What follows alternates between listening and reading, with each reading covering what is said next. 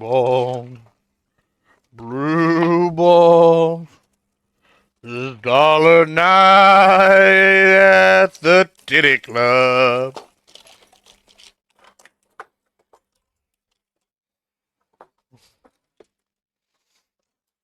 Mm.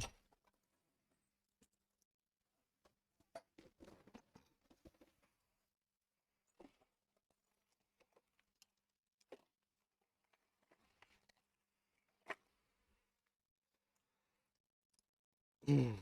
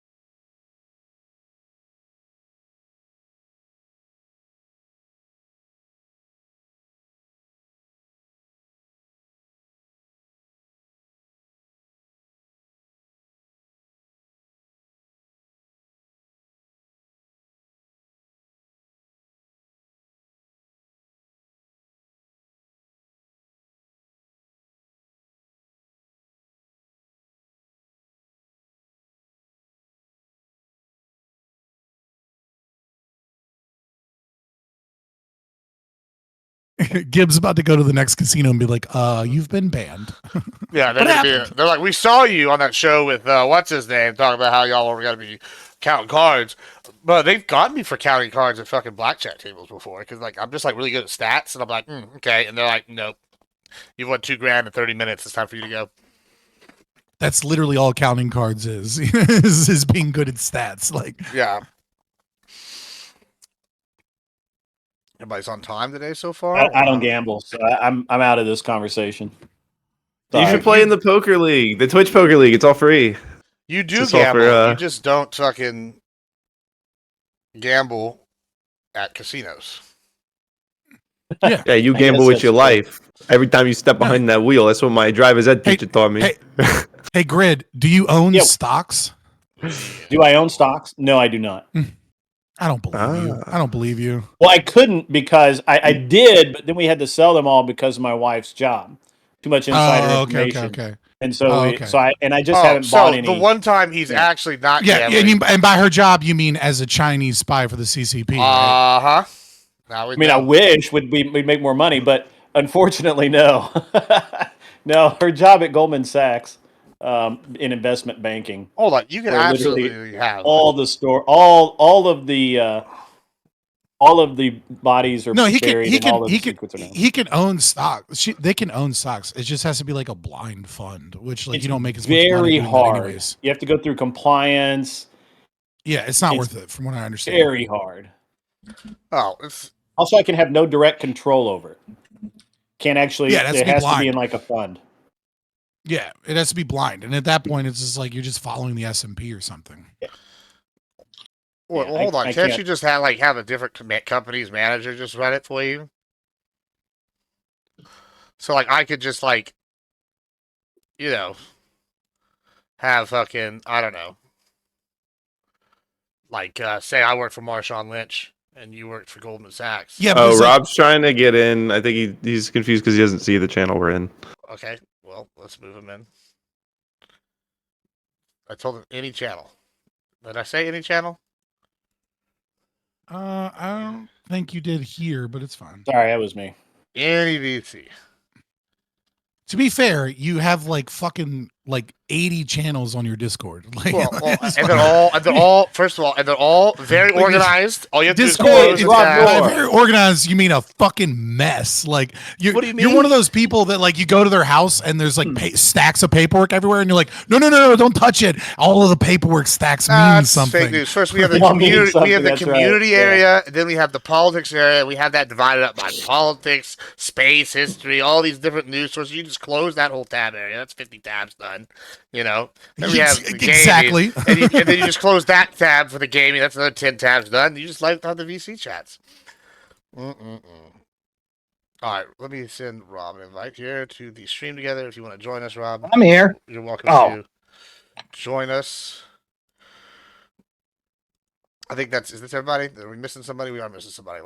It looks like everybody. Yeah, you're missing the lawyer. Well, we have of course.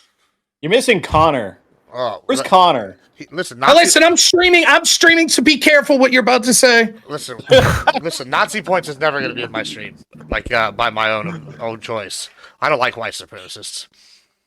Fuck. Well, what can I say? What about What about Latino white supremacists that support the deportations? Well, we're pretty. Listen, I don't know about the Latino white supremacists like Nick Fuentes, but I know a lot of Latinos that support the deportations because Latinos are based. Did a new poll come out? A new poll come out that like legal immigrants like swung hardcore for the deportations? I did see that. It was what I just read it today. I was reading. They were talking about how they all are like super against this because one, it takes them away from their jobs. Two, it's like makes them look bad when these people are violent, and then they also are really adamantly against DEI because what Hispanic wants to be like, I only got the job because of DEI. Like, nobody wants that. We're proud people. Everybody wonders who built the pyramids in Egypt. Nobody wonders who built the pyramids in Mexico. I'm just saying.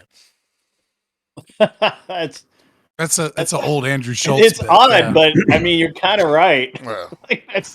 It's weird that I'm agreeing with you. Listen, I know we're waiting for Mr. Lawyer Lactoid here, but We have to get this show in before the nukes drop and fucking we're all dead, right? I would like this to be the last thing, We're starting now. We're starting now because he's coming, but I got a hot date at the fucking honky tonk with a bunch of Latinas, and I'm not gonna wait for y'all.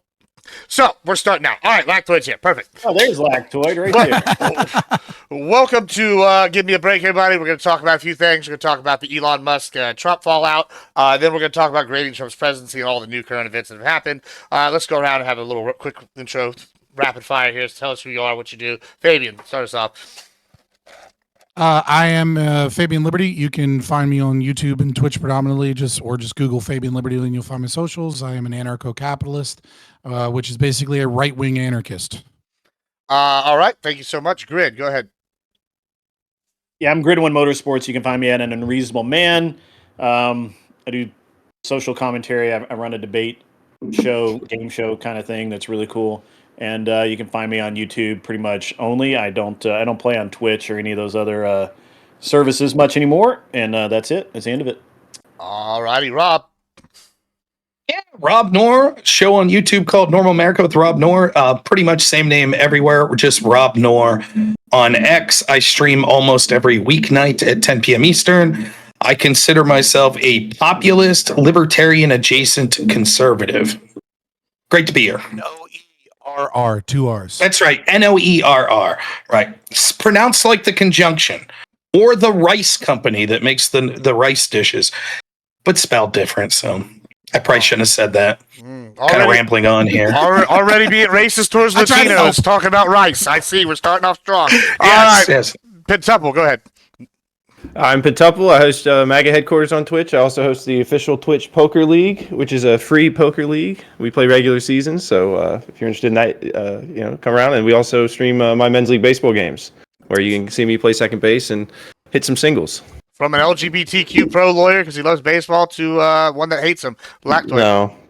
Yeah, I'm Lactoid. You can find me at Lactoid TV on Twitch, Twitter, and YouTube. Fantastic. All right, let's start with softball. Yeah, that's softball. You got that wrong. Softball loves the LGBT. No, baseball. Mostly just the L, though. Baseball. They're big fans of the hardwood. Baseball is an American pastime. It's a sport that you probably got cut from, so you went and go play lacrosse or whatever you ended up playing. Yeah, we play a lot of lacrosse in Texas. You're absolutely correct. That's true. Texas, you probably don't even know what lacrosse is, do you? No, never played. It's a New Jersey thing. Never even a Maryland thing. All right, let's get started. Let's start with the most boring topic of the day: Elon Musk versus Trump. What do we think about it? It looks like Musk is back down on it. We'll do a quick round of openings on this. Go ahead, Fabian.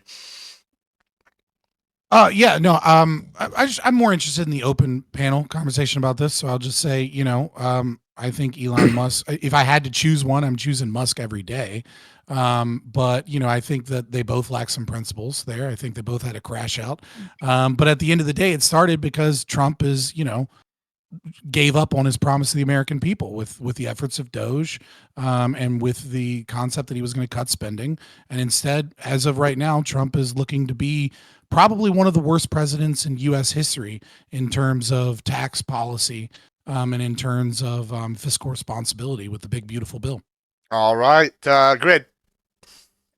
Yeah, I'm actually really interested in more, like Fabian, a little bit more interested in the open discussion. I think that Elon, I don't know. I think Elon's doing Elon stuff, and Trump is just acting it pretty much as I expect him to act. So I don't have any really super insightful comments just yet. So we'll see where it goes. All right, Rob. I think that both of them are shitheads, to use a technical term. They're both great men, too. Don't get me wrong. Like, it's easy to sit here and armchair quarterback. They both have done things that I would never be able to accomplish, but there's a lot wrong with them. They're both sort of narcissistic. They're both petty. They're both lack principles in many ways. They have an agenda and a goal, which is fine. Like the same skills that might make them annoying to many of us have allowed them to achieve great successes. Ultimately, I think that I sympathize with both sides. A little less today with Trump, as we'll get into later. But the bargain seemed to be something like this. Elon saying, look, at great personal risk to myself, I came in here and wanted to cut government spending because I see it as an existential threat. And Trump's side saying, like, yeah, but we have to spend a lot right now to secure the border. We got to put the Doge stuff on the back burner and we'll deal with it in bills in the future. All of us know that they're not going to do that. Even if it's not Trump's fault, Republicans, particularly in the Senate, will not allow this to happen. They're not going to enshrine any serious Doge cuts. They'll cut PBS or NPR a little bit, but there won't be any big cuts. And it'll be another, oh, well, this issue right now is the most important issue in the world. So once more for another year, we have to insane deficit spending, except this time we're also going to cut taxes, which I'm for, except not if you're not cutting spending. And so that's where Fabian's right about the fiscal irresponsibility. So at the end of the day, I think that they're both the type of dudes, definitely Trump, I hope Elon, that could insult each other and just be like, water under the bridge the next day. So I think this will basically be a non-story come next week, particularly if this war kicks off with Iran. But yeah, that's where I feel on it right now. Double. Well, the feud died out probably earlier than I think that seemed like something that could have got really out of hand, but I don't know if Trump reached out or what happened. And obviously Elon's like apologizing now, walking it back. I don't disagree with Elon. I think I want to hold Trump's feet to the fire as much as anybody, and I appreciate that our movement does that a lot.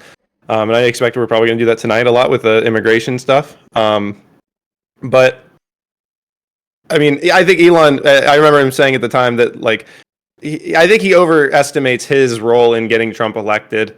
I don't think he was the necessary piece that got Trump elected. I do appreciate his endorsement, of course, and everything he's done for our movement, but I think he's I don't know. He's just a bit of a character, and it had to be dealt with. And I don't necessarily disagree with him. I mean, it kind of humanizes in my mind a little bit more. I know people who act out and do crazy shit like that. It's not something you'd expect from a professional with, I guess, all these security clearances. So it seemed really weird for him to kind of crash out like that. But I guess it didn't really it blew over, right? I mean, what's the most interesting thing from it is him saying that Trump was in the Epstein files. And, hopefully we'll get a resolution on that one day. But other than that, I mean, there wasn't really anything that interesting, and especially now that it's resolved. Back to it. Yeah, I mean, where do I even begin? I think the fact that the conflict happened was bad overall. I think for just optically, for political victories potentially in the future, I think those are going to be stymied by the shit that happened. I think that he did have a lot to do with Trump's victory. I think the absurd amount of money that was given to the campaign, I think obviously is going to help, right? I mean, election funding matters. And this is going to go into the open discussion a bit. The things that Elon was bringing up are very valid gripes that I'm deeply concerned about. Not only am I really concerned about the deficit spending that has been consistently promised to, hey, we're going to get rid of it. We're going to get rid of it. In fact, Elon was retweeting tweets of Trump back in the day saying, any president whose deficit spending isn't, legitimate president or shouldn't be president. Yeah, big issue that he doesn't really seem to care about now, or at least doesn't seem to acknowledge right now, despite the fact that I don't think I'm as against the bill as Scott is. But I definitely have a big issue with the deficit spending part of it. But also the Epstein accusation is really concerning. And it wouldn't be concerning if it wasn't for the fact that they haven't released the files like they promised. And even after this, they haven't released it. And they haven't even commented on the accusation. That's really fucked. That's kind of scary. What's up with that? Anyway, that's my thoughts. I do want to, before we move totally to open, I knew Penn was here last week, and this is actually the only reason I really want to bring this up. We talked a little bit about the dark money aspect in politics and how Elon represents almost a new Soros in some regard, and he said, well, Trump's only here 4 years, I'll be here 40. That seems somewhat concerning to me as someone who wants to get money out of politics in some ways like that. I'm not always against money out of politics. We know I like Mike Picks, right? But what are y'all's thoughts on that? Or is this something that's a concern to y'all? I think comparing Soros and Elon Musk is a left-wing narrative tactic. And the reason is because what Elon Musk did is Elon Musk invested his money to try and win an election and did so publicly and said, I support this candidate. What people like Soros's son, what people like Soros's son do is they invest startup capital into activist organizations. And then what they do is they create smaller organizations that then get state funding in giant bills like the Big Beautiful Bill. And then they move that money from that to those activist organizations. The value of those activist organizations that are NGOs that, go up, and then they move that to other organizations that aren't 501c4s, but are instead just regular companies. And the money moves around, and then they actually make money off of the taxpayer and off of their investment in these programs as they gain in value and they get donations and they do, government contracts. So the money moves all around. Like Soros and many of these billionaires are enriching themselves by being involved in these political campaigns and pushing with dark money. What Elon Musk is doing is losing his net worth and money because he believes that the candidate is a good candidate or whatever. Now, I wouldn't say Elon Musk is the most principled man in the world, but he might be the most principled billionaire in the world, right? Like he's done everything. Like he's done, yeah, right. But it's like a lot of the things that he's done, like most billionaires are quiet, and they're quiet because everything they do is extremely dark and corrupt. And like Elon Musk is, he's taking money. He says he's a free speech warrior. Then he bans people on Twitter because they're goipers and they're against him on the H-1B visa. Like he lacks principles sometimes, when you compare him. But Elon Musk he has more to lose than any other human on the planet in material wealth. And yet he's still willing to try and lose some of that for some of his principles. So I think he deserves some respect for that. Well, but just like Trump, you should. Lactoid would say he's the most moral of us because he's got the most money. Yeah, that was one quip taken well out of context. Okay, good. Never live in that. I'll go off what Fabian said here too. I agree with that, and I think I saw Elon retweeted. Now you got to take this shit with a grain of salt, but a study that showed that Elon, since he's came out in support of Trump, has lost 1/4 of his net value or something like that, and he was happy to do it. And I think that Elon's this weird dude at this point. He's got FU money so much that he's got other values. I don't know exactly what they are. I think part of it's somewhat being a narcissist, but who gives a shit? What great man doesn't have part of wanting his legacy to be something? And so, the legacy of, I think that anti-free speech and deficits will destroy the world. I think wokeness, they transed my son, so fuck them. I'm against that ideology. Whatever that sort of motivating factor is, that's more admirable than I want money and I want politics to benefit me. And to some degree, you got to give it to Trump as well. Both Trump and Elon could have sat back and just been with beautiful women on fucking islands that they bought the rest of their lives that they want. Instead, they're both ripe for... I don't want to violate TOS on YouTube or get too morbid here, but would anyone really be shocked if the worst possible outcome for either of those two men happened? They tried it in Butler, right? They tried it on Trump's golf course. So they're both putting themselves out there like that. So, I don't have this big fear of oh shit, there's one billionaire that finally came out and is advocating basically for smaller government. I should be worried because he's a billionaire transparently spending his money to achieve that. I don't have the same fear. That's not to say it couldn't quickly go awry. And if it does, I'll call it out. But as it stands right now, it seems very low on the list of priorities of shit that's going wrong in the world. Well, Rob, you perfect. It feels like that. Go ahead. Go ahead. I was going to say this is a perfect. It just feels like that Elon's really pretty consistent, right? He's the same guy when he made the tweets about Trump. He's the same guy there that he was that literally told the CEO of Disney to go fuck himself live on TV. And then not only did he do that, he didn't just stop there. He made it so it's almost impossible to download a Disney app into a Tesla, and he did it just as a fuck you, and with an apostrophe at the end of it, and he because he could. And he's pretty consistent that way. You got to give it to Elon that okay, whether you agree with him or not. And I have actually know someone that got banned from Twitter and is all mad about it because obviously he thought when Elon bought it, it was going to be like this free speech nirvana and with no rules. And obviously that's never going to be true. But But again, I think Elon's really consistent in what he does. Now, whether you agree with that consistency is irrelevant to me at this moment. I'm just stating that he's consistent in what he does. So this is actually, Rob gave us a perfect segue into our other thing. You know who else tried to kill Trump? Iran. Iran tried to kill Trump, and now it looks like they're getting bombed to shit. So what do we think about this? What's going on right now? The bombs actually stopped or started yet? Yeah, Israel just launched an airstrike. Israel attacks. Yeah. Oh, so, wait a second. What the fuck? So, yeah. So, should U.S. get involved? What's Trump's foreign policy on this? Are we fans of it so far? What do we think? Rob, you segued us in perfectly. Why don't you start us off? Foreign countries have far too much influence in this country, Israel being one of the worst of it. I'm tired of getting involved in wars across this world. One, from a moral standpoint, I don't think the United States should be the world police. But even if you could beat me in that argument, from a practical standpoint, it would only make sense if the U.S. is the clear runaway hegemon, and if we were led in people that were directing those foreign policy decisions that were competent and benevolent. And we have neither. We have a bunch of corrupt assholes that are globalists that don't give a shit about the people of this country, and they're getting us involved in these conflicts around the world, not to benefit the people in those countries or to benefit the people in this country, but to benefit their cohorts and the people that they look at as better than the rest of us plebes. And I don't necessarily believe that Iran was trying to assassinate Trump. That may or may not be true. I don't know. I have no reason to just believe our intel agencies without seeing definitive proof anymore, because fool me once, shame on you. Fool me 4 million times, shame on me. So I don't believe them at face value.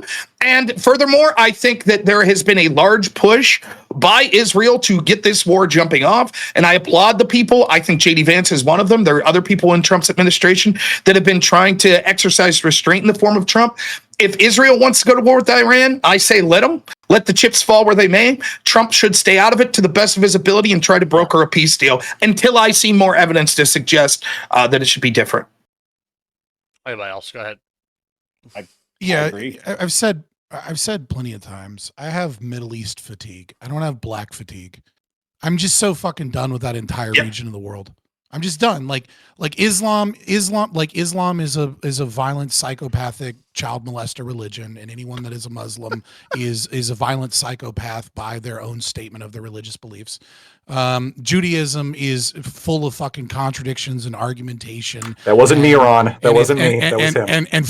And full of socialists that love fucking power because it's a matriarchal bullshit fucking religion. Christianity is barely better than the other two, and I'm sick of my fucking money going over there. I'm sick of fucking money coming, like from organizations that pretend like they're totally not pro-Israel, like the ADL or union organizations or AIPAC. Like I'm sick of all of that shit. And what I have noticed that Trump has begun, and I hope he continues, is Trump realizes that America is not the world's superpower anymore. We're not. We are now. Most people but here we aren't in the next 20 years. And what I think he has attempted to do is we aren't in the idea. And I don't know if this is accidental or intentional, but sell the idea of bringing together the American empire. Right. I think that's why he was talking about like so much shit on Canada, and threatening Canada, but he's trying to get Canada into the fold. I don't think they're ever going to be a fucking state. That's a goddamn meme. But I do think like focusing on South America, maybe working out a deal in Greenland, doing things like this, and realizing that the Middle East can go fucking bomb itself, and China can go try and do the shit that they're doing in Africa, and like we are wasting our time focusing on the rest of the world, bleeding our coffers dry while we're $37 trillion in debt, trying to maintain the US dollar as the reserve currency in the world. Like that ship is not sailed yet, but it's already turning around. There's really no way to stop it. And so I think war is almost always unfortunate under 99% of circumstances. And, and I hope peace can be resolved, but I don't want a single fucking dollar from that area in my country. And I don't want a single fucking dollar from my country going over there. Let me real quick. Let me ask everyone on the panel: if Israel launches this attack, and for whatever reason Trump would do the right thing, as far as I'm concerned, say, "Hey, you're on your own. Good luck to all of you." Which country do you think would be more likely to have an assassination attempt on Trump, Iran or Israel? Ask yourself that question. I know what I'd coin pick. Flip if I ever heard one. Yeah, well, I think that I think that at this point, there's so much like of a pre-dawn conclusion that the United States is always going to be the partner of Israel, that if that radically would change and Israel would feel like, we started some shit and now it turns out that without Big Brother having our back, we might be in trouble. So I'm sorry. I'm not saying that's definitive. I don't want to hear the fucking, all of a sudden the Groyper's like, this Rob guy's based. I'm not saying that, I just don't see what they would get out of it. Well, right? I'll tell you what Trump, we get Trump out is of it. far more pro-Israel than like the Democrats are, right? Not if he says, fuck it, I'm not like, if Israel attacks and Iran starts fighting back and a bunch of other countries and they start doing better than Israel anticipated. Apparently Israel has attacked, by the way, as of just now. Trump doesn't believe a goddamn thing, and he doesn't have a single fucking principle. Okay, He likes Israel. BB pissed. Well, hold on, they got oil, bro. And They have then oil. BB just pissed him off, and all of a sudden he's like, "I'm going to go give a base speech in Saudi Arabia." Like at the end of the day, Trump will change his opinion on literally but anything the Saudis if somebody hate Iran pisses too. him off, or if the population starts saying we don't like this. Like his narcissism is in such control of his behavior that if he realizes something's unpopular, he'll just stop. Ironically, Donald Trump is a perfect representation of what democracy is, in that he just follows what the crowd wants. And every time the Democrats are mad about it, be like, hey, motherfucker, that's just you being mad at democracy. Y'all brought up something interesting, though, right here, though. Y'all said, well, if Israel doesn't get its way, but Saudi Arabia has said they might even back Israel if they fight Iran right now because they don't want the nukes to go. Would you think he would totally back off if both Israel and Saudi Arabia we want you to come in with us? I don't know if he would back off then. This is why Jared Kushner was so fucking successful, because he was the first person working under a U.S. administration to recognize that the religious conflicts are not going to be fucking solved by politicians getting in a room, and that the only way shit works is when money starts flowing across borders and trade deals and licensing agreements. And so you're not wrong. Like I don't think Saudi Arabia is likely to back Israel in a war against Iran, but it wouldn't surprise me if Saudi Arabia tries to fucking bully Iran into peace negotiations, because at the end of the day, Saudi Arabia has started to gain enough, financial power, especially in the region, where they're more concerned with their wallet than they are with the religious war. So real quick to say this, I don't agree with Scott totally that Trump has no principles. I think that Trump's principled something that Scott might not like, but you could take advantage of, which is that he wants to be the legacy man. He wants to be the guy that's liked that everyone's. Well, sure it is. It's a That's principle. Well, it's a principle though. It's not that he's totally random, right? There's something there. Now that's not good. You would rather have someone that shares your constitutional principles or your principles of small government, and we don't have that. We have something we could use though, which is someone that's willing to listen to the crowd, to listen to the mob. He's a delegate, right? Whatever the most people tell him and he thinks he would be most liked and most remembered for, he'll go with it. If you deny this, look at when he came out after the Vegas shooting about bump stocks, and he came out. And I don't think he had a fucking clue. He never thought about the Second Amendment. He's like, yeah, it's bad. A bunch of people died. And then all of a sudden his base was like, whoa. And he was like, oh, never mind. I'll reverse that. Which, by the way, I hope we get into this when we get into the report card. All of these dumb shit Trump supporters of which I'm one, but of which I'm arguing with on X, that are like, whoa, Trump said not to go after illegals that are working on farms. It's okay. You fucking idiots. This is the one guy that you could actually steer to your direction, and you guys are going to do this trust the plan bullshit that you did during his first term to ensure that nothing positive got done. So to answer your question, I think that, to go further with what Scott said, where was it? Riyadh? Where Trump gave this speech. And if you really listen to the speech, I could tell that JD Vance had a huge part in it. And I like Vance a lot. And it was basically a new sort of world, right? Where I think Scott's exactly right, that Trump's recognizing the days of the U.S. as the sole runaway hegemon are over, right? We're in decline vis-a-vis other countries like China. Not that they'll overpass us, but the gap is shortening, right? And Trump's like, we're no longer interested in fucking making moral proclamations about what these people are doing, we want money. We want business deals. So, hey, if you guys want to be shitheads to each other, so be it. Who could give us the deal, right? And I'm cool with that. And if that's what the game's going to be, fine. Stop getting involved. I don't want money going to Ukraine. I don't want money going to Russia. I don't want it going to Israel. I don't want it going to Palestine. Fuck them all. I hope, as a fan of humanity, that there is no more crazy war and death. That's what I want. But to the extent there's going to be, my government that I'm forced to participate in should be looking out for the interest of my people, of the people in this country. I don't care anymore. I'm tired of having a government that gives a shit more about illegal immigrants or people in Ukraine or people in the Middle East. Fuck that. We have enough problems going on here. Let's take care of our people. Let's try to have positive business. Let's not intentionally cause harm around the world. I'm not saying take over countries and take their shit, but let's focus on our people. So I hope that's what happens. I'm saying that though. Yeah, I'm saying that. We should try to. I mean, I kind of echo what you're saying, except for the like, I think we should sell to everybody. I think we're limiting ourselves. I mean, I agree. I can definitely sympathize with your point though. When I hear this, what you're saying, I've said similar things. Like, it's very easy for me to go, why the fuck are we giving all this money to illegals, and why are we doing all these things? Why are we giving money all over here whenever I could go outside and I can't even walk to the fucking La Michoacana after 8 o'clock at night because I'm gonna get stabbed by a meth head? That's ridiculous. Like, like, these are problems and we're not solving them. I gotta say, I agree with you wholeheartedly on the this What do you mean immigration. sell to everybody?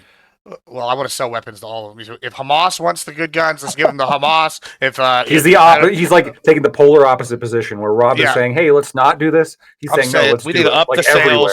Yeah, we should. I think Rob is right in one thing, and that is, or at least maybe I picked up on something maybe Rob actually didn't say, but I think that Trump's been really consistent since he walked down the stairs, in that he wants us out of all these wars. He doesn't understand why we keep doing this, and the money that things are, the money we spend doing these, to him, really stupid things.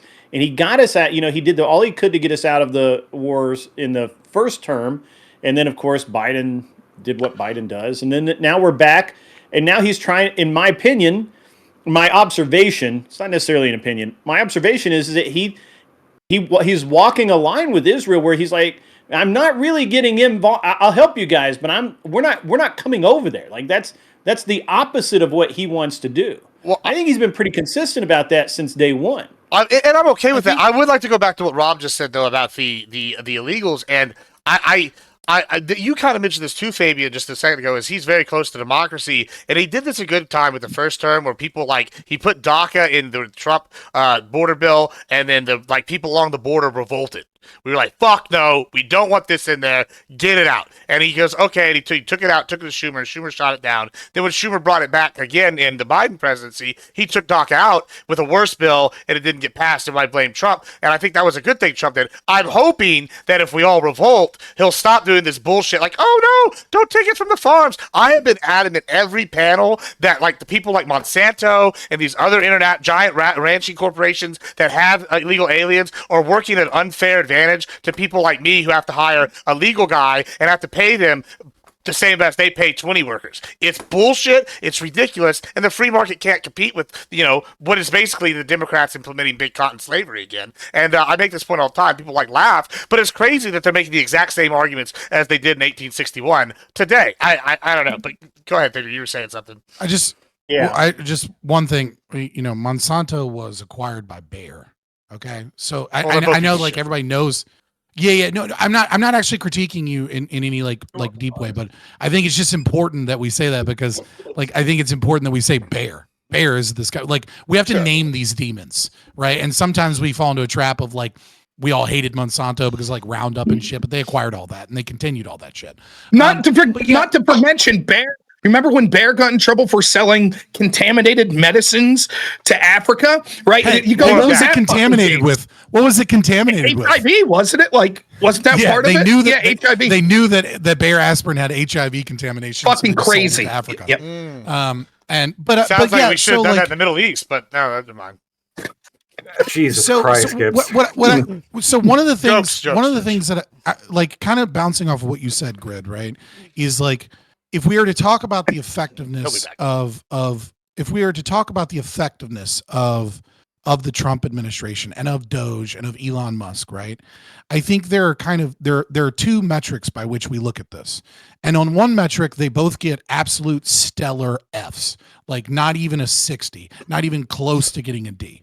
And that is the practical, pragmatic, did they make success, right? Trump is ballooning the deficit with this big, beautiful bill spending. His tariffs are increasing taxes. So he's increasing taxes and ballooning the deficit and doing bad things for the economy. And his immigration isn't doing what he said that he was going to do, even though I'm not for mass deportations. That's what people fucking voted for. And now he's capitulating. Like, he's failing on every metric on that. But then there is the philosophical or psychological waking up of people. Yep. And I think both Trump and Doge and Elon Musk get an A+ for this, right? I think that like what has started, like this is the process of people. Like, if I was to go back 10 years ago, not a single Republican ever used the term the state. Now they all fucking do. If I was to go back 10 years ago and say, should we abolish the CIA or the ATF or the FBI, every Republican would go, what the fuck, are you insane? And now a bunch of them are like, well, maybe, I don't fucking know. Okay, if I was to go back 10 years ago and say, hey, do you think the CIA uses all foreign aid to influence activist organizations in the media and takes billions of your tax dollars and funds it to have revolutions across the world and only gets the corporate wealthy elite more rich? They would all have said, you're a fucking crazy conspiracy theorist. And now that's fucking common knowledge to Republicans that they absolutely do that. And so I think Doge, and I think the biggest turning point I think a lot of people saw is when he was trying to fire people. And he said, well, we can't fire people because we can't process the paperwork, because the paperwork is literal physical paper in an underground mine, and the pallets on the mine carts can only move so fast. And it's like, oh, and that is the most insane shit. So I think from a symbolic perspective about war, about the way the deep state works, about the way the media, I think there's something starting in the changing of conservatives in this country. And I got to give them both an A+ for that. But in terms of their actual policies, dismal fucking failure. Well, Fabian, they just became Texans. We've always been saying abolish 3-letter agencies. I mean, at least since Waco. Yeah, that's for sure. I don't know. I don't know who. I mean, Yeah, I don't know who you were hanging out with, but we've been saying that for a while. I don't know. In Tennessee, we've been wanting to get rid of all of those agencies for a long time, and we knew that the CIA was bent. Come on. Who's your senator? Right? That's one of my favorite things. I'm not blaming anyone on. I'm not blaming Gibbs or Marsha Grant here. But like the most Marsha hardcore, Blackburn's my senator. You're right. There you go. The most hardcore fucking like deep red states, right? We're tired of all this shit. We're tired of government corruption and blah blah blah. Here's Mitt Romney, and you're just like, oh my god! No, like the people that these red states put up are worse than the fucking like my state of Pennsylvania that's like purple. We'll get like red people that you're shit. I ran for Congress and did pretty damn good in the Republican primary. You know, imagine if I ran in like a deep red state. They'd be like, oh, that's too aggressive. Well, you're too conservative. Like, it's fucking joke. So Fabian's absolutely right. Like, and if we're doing grades, I'll do mine real quick. I see it almost the exact same as Fabian. Now, I'm going to get a little pedantic here. What's your overall grade? Both y'all. Overall, I would give him a C, but here's where I'll get pedantic, right? Like, how do people view A through F? Do you view it on like the same scale that you used to in school, where it's like A is 90% or above, yes. B, so then an F's like 50, right? Or do you view it as like F, like autumn 60, yeah. Right? No, the second one, probably. Okay, because for me, then I don't know. I might give Trump an F. Right? Because I give him maybe a 10% on actual policy and like a 95% on rhetoric. So that falls him into like a 52 or 53% average. But that would mean that I give every president else in my lifetime like a fucking like 10%. So you grade it on the curve. It's got to be just like we do in law school, right? Like, so if I'm literally, here you go. Here's the libertarian view. Every single president gets an F except for Grover Cleveland. Done. Oh, God. There. Okay. So who the fuck? What did he do? I don't fucking. Nothing, and that's why he gets a fucking C. Oh, gotcha. Oh, that's like a goddamn thing. Trump is the best president in my lifetime, but he's failed spectacular in a lot of things. I would have said a B to a B minus until today, right? Let's take the big, beautiful bill. I don't have to say shit. Scott put it eloquently on where we're at as culture. The only thing I'll add about that is like, look at other conversations culturally, like 80-20 issues now that people were afraid to talk about just fucking 5 years ago. Mm-hmm. There are men and women are women, right? Like shit like that. Like that's the pendulum swinging back. And that's a good thing. We're fucking 8 years away from Nick Fuentes winning the Republican primary. So culture moving rapidly in one direction, right? When it comes to policy, though, like the big beautiful bill thing illustrates it all for me. I'm not like Scott. I'm not super libertarian. I'm libertarian adjacent, but I'm willing to listen to a president that shares an opinion of what he wants done with this country. Say, look, you got to break some of your principles or bend some of your principles this time to get what you want. So, okay. I'm on the fence about the big beautiful bill. On one hand, it spends way too much. It illustrates that the priority is not being fiscally responsible. And even if you're like Stephen Miller, it's like, well, this bill, because of the way that the rules are set up, it doesn't deal with discretionary spending, so it couldn't deal with Doge cuts and blah, blah, blah, blah, blah, blah. Even if I buy all of that, the fact that this bill was pushed for as the big thing first with Trump's political capital proves to me that it's not their top priority to cut spending. Okay, fine. The top priority is what? What's the big beautiful bill? It's mass deportations. That's the argument. We need to massively, and so they're attacking Rand Paul and Thomas Massie for going against it. All week you've seen these conservative influencers. Tell us right now, are you really for deporting all legals? Tell us right now. You won't fucking say it. And then which like Thomas Massie and Rand Paul have to come out like, yeah, I guess, like sort of optically in a bad spot. And then Daddy Trump comes out today and it's like, well, my lobbyist buddies in the farm industry called me, and I saw that. Not all of those illegals are bad. Outrageous. Actually, the ones that have lobbyists that's help me get elected, we should keep those illegals. They're really good people. Fuck you. I hope the big beautiful bill collapses. I hope that it collapses because what Trump has said is it's everything that we promised you is bullshit. We don't actually believe about mass deportations. We don't actually care about fiscal responsibility, which I don't even think he ever pretended to care. So fuck it. As a conservative, as someone who's fiscally wants fiscal responsibility, what am I getting for Trump here again if he's going to chicken out on mass deportations? And one more thing I have to say, because this pisses me off. I can handle people that morally are shitty or principally they're shitty. But what fucking aggravates me to no end is why are people so bad politically? There's no one around Trump that could be like, you have the best optical victory of your presidency right now. The fucking left's out there every night engaged in an insurrection based on their own rhetoric. The American people had enough of it in 2020, and now you get this huge victory. And more people are getting more and more hardlined on immigration. And he's like, you know what I'll do? I'll come out and shoot myself in the foot and give Democrats a huge victory so that Gavin Newsom could go out there and declare victory by saying, actually, they're right. We need to keep a lot of these illegals because they're 100% right. 100% right there, Rob. If Trump had principles, right?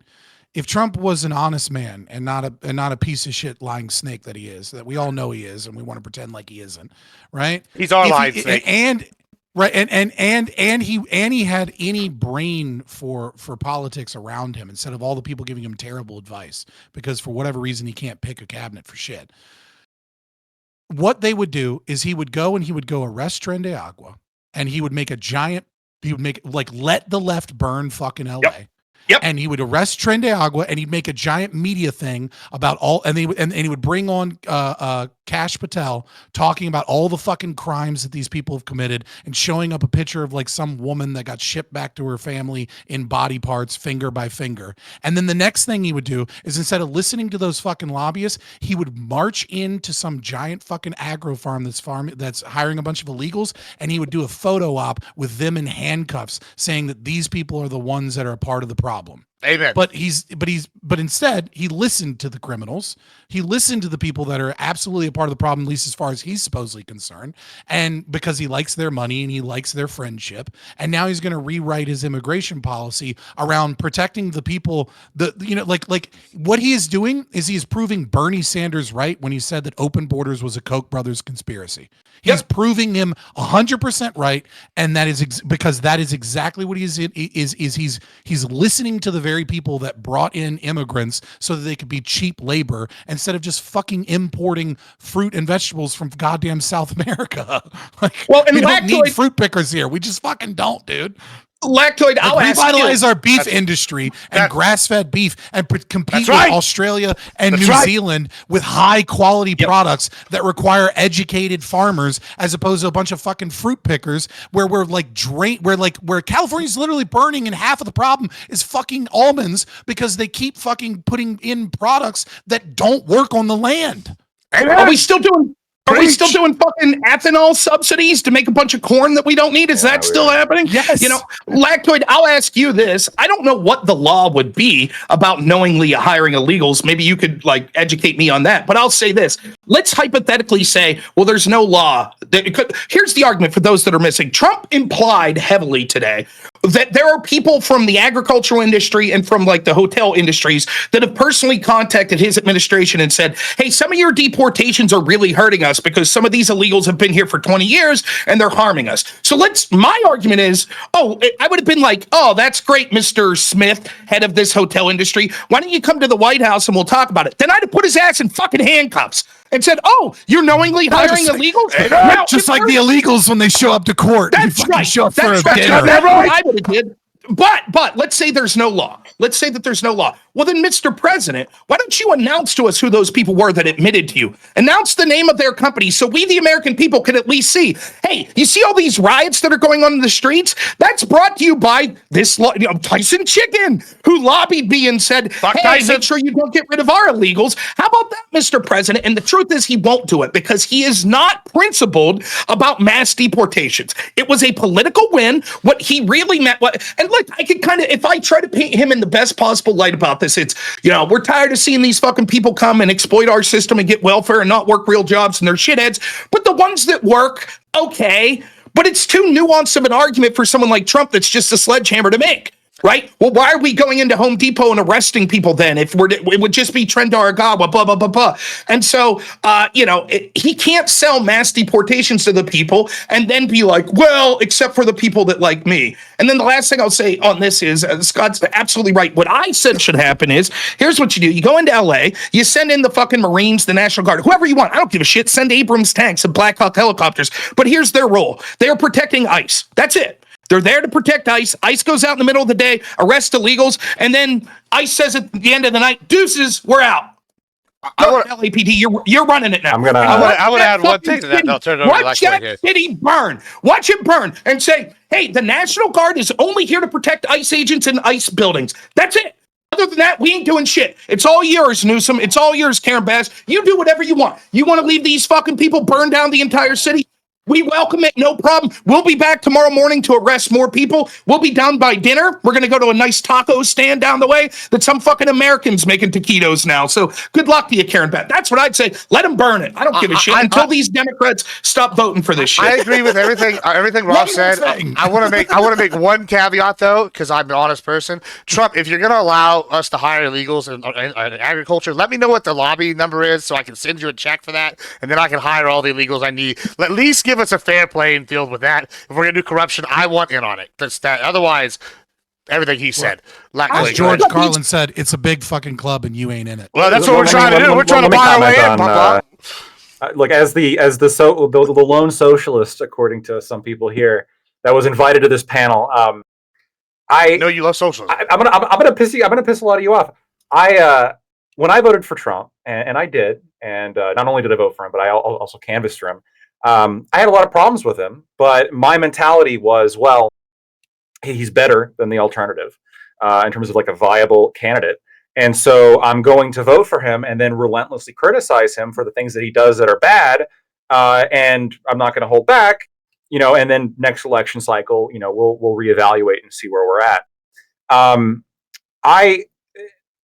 I've never been an immigration hawk. I know you guys are really passionate about it. For me, I was actually relatively pleased with that tweet because I'm like, in the same way when he tweeted that he was like going to back off the tariffs, like I'm not in the mood to punish somebody when they reverse what I see to be a bad position.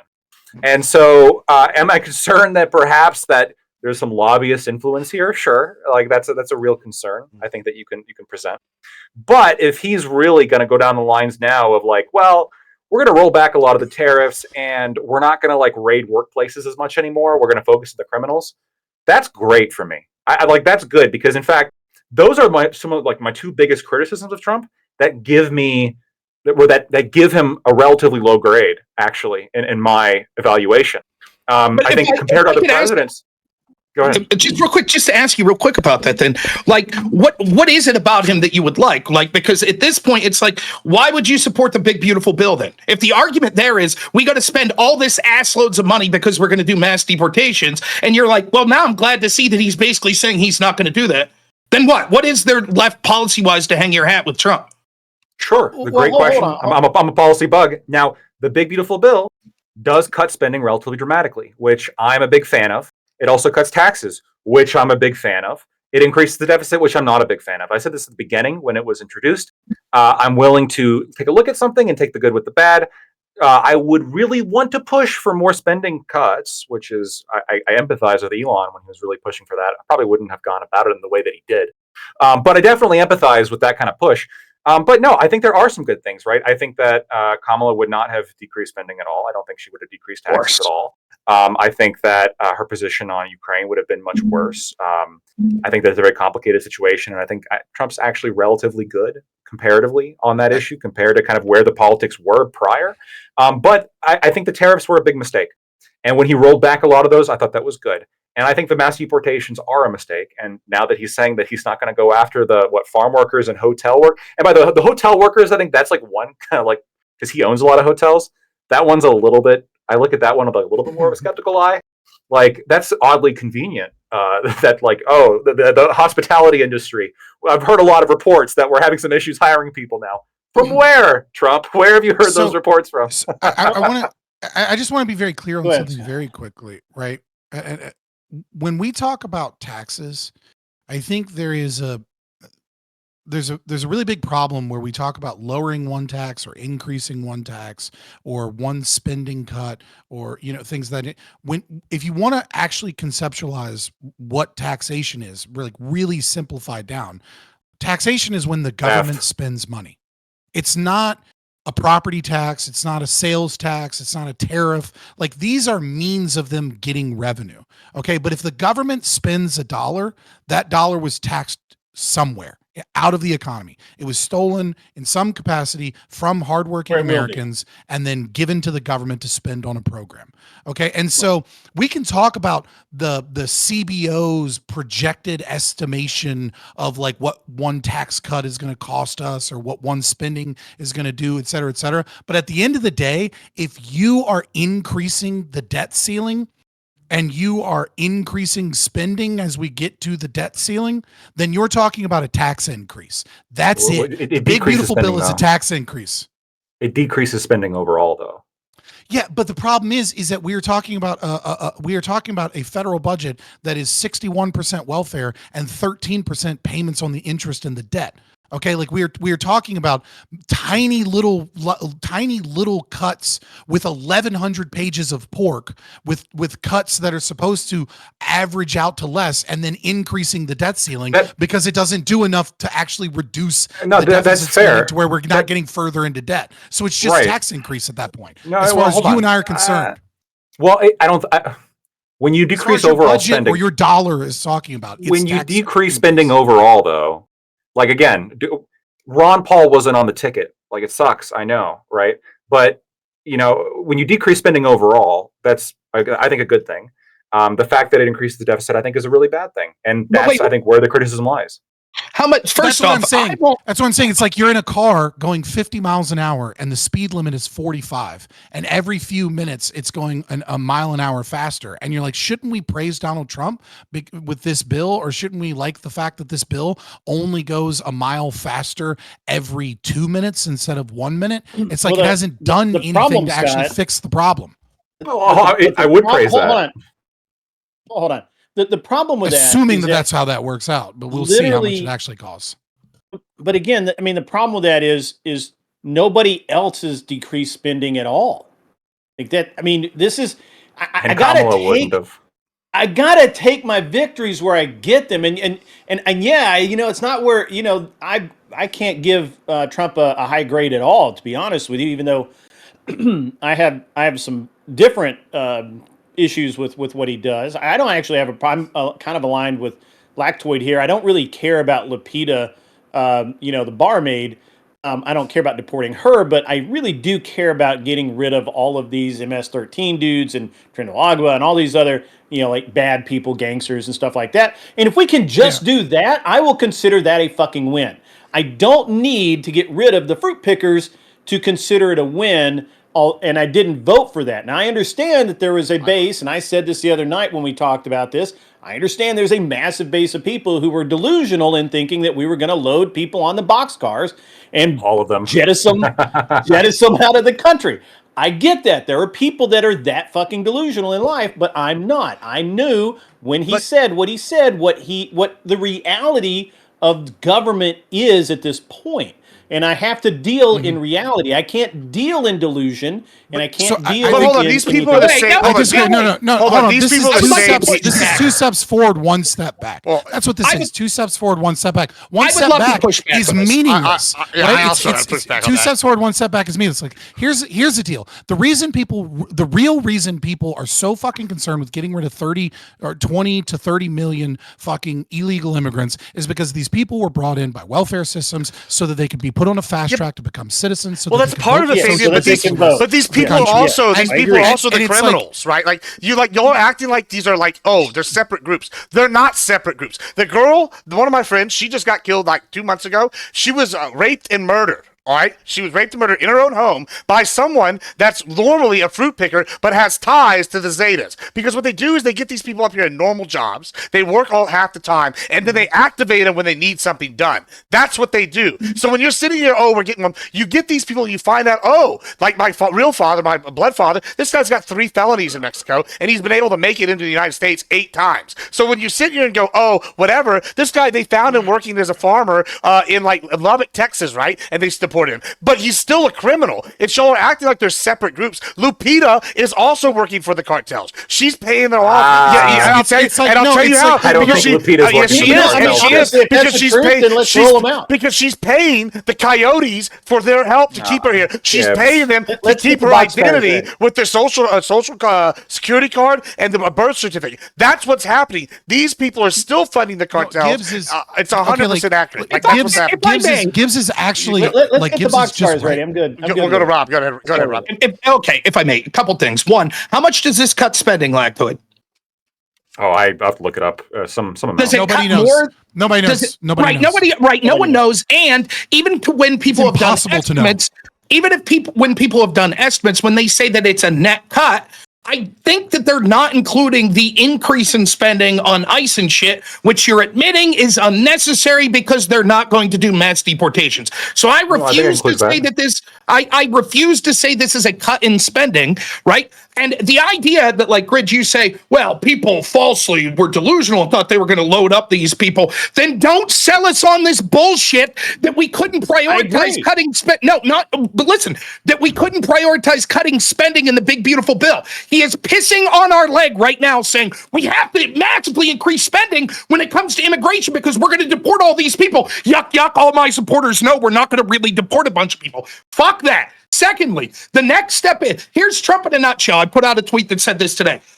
We're going to go after the fucking, we're going to deport all illegals. Well, okay, we're going to deport Agua. Okay, well, we're going to leave the farm people here. We'll leave them. Well, okay, everyone could stay that's left here, but they won't get a pathway to citizenship. Well, okay, they can have a pathway to citizenship, but God damn it, when they vote, they don't get an I voted sticker. That's where we're fucking going. Every fucking time we're told, oh, trust us, man. Trust us this one time. We have to be practical this time. These motherfuckers that you're saying, well, I'm not really worried about the woman picking fruit. She'll be okay. That person is going to be voting 5 years from now. And then guess what? All of her extended family's going to be here too. Fuck it. Okay. If this guy can't be principled enough, that's a lot of narrative. That's a lot of narrative and emotion, but it's really fucking simple. Okay. Nobody knows how much revenue comes in from taxation, because in order to do that, it requires you to be able to know what the future is. Okay. Like taxation, we don't know what property values are going to be. So we don't know what property tax is going to be. We don't know how many economic transactions are going to occur. So we don't know what how much money is going to come in from tariffs or how much money is going to come in from something. Okay. So every estimate is meaningless. The most important thing is, does a bill give the U.S. federal government the permission to do more deficit spending. The big beautiful bill does that. It's into fucking discussion. That's taxation. Unless we do something to stop that, the rest of this, like, oh, we cut here and we had some pork here, all these details are essentially meaningless until Trump comes in or somebody comes in and says, no, debt ceiling is the debt ceiling. If you can't make it work, then you got to fucking get rid of programs we're not putting any more money in. I don't disagree with that. I'll just ask both Lactoid and Gibbs this question, right? Reagan, we were told under Reagan when we had that de facto amnesty under him, trust us, bro, trust us. This isn't going to get out of control. Trust us. So if we get your way and Abuela's allowed to stay and Zapita's allowed to stay and, they're all allowed to stay because they're productive, how can you assure me that 10 years from now they're not citizens? You're absolutely right with that. In fact, we already know that that's their plan because we see Democrat-led cities allowing legal immigrants after they've made it easier to become citizens, vote.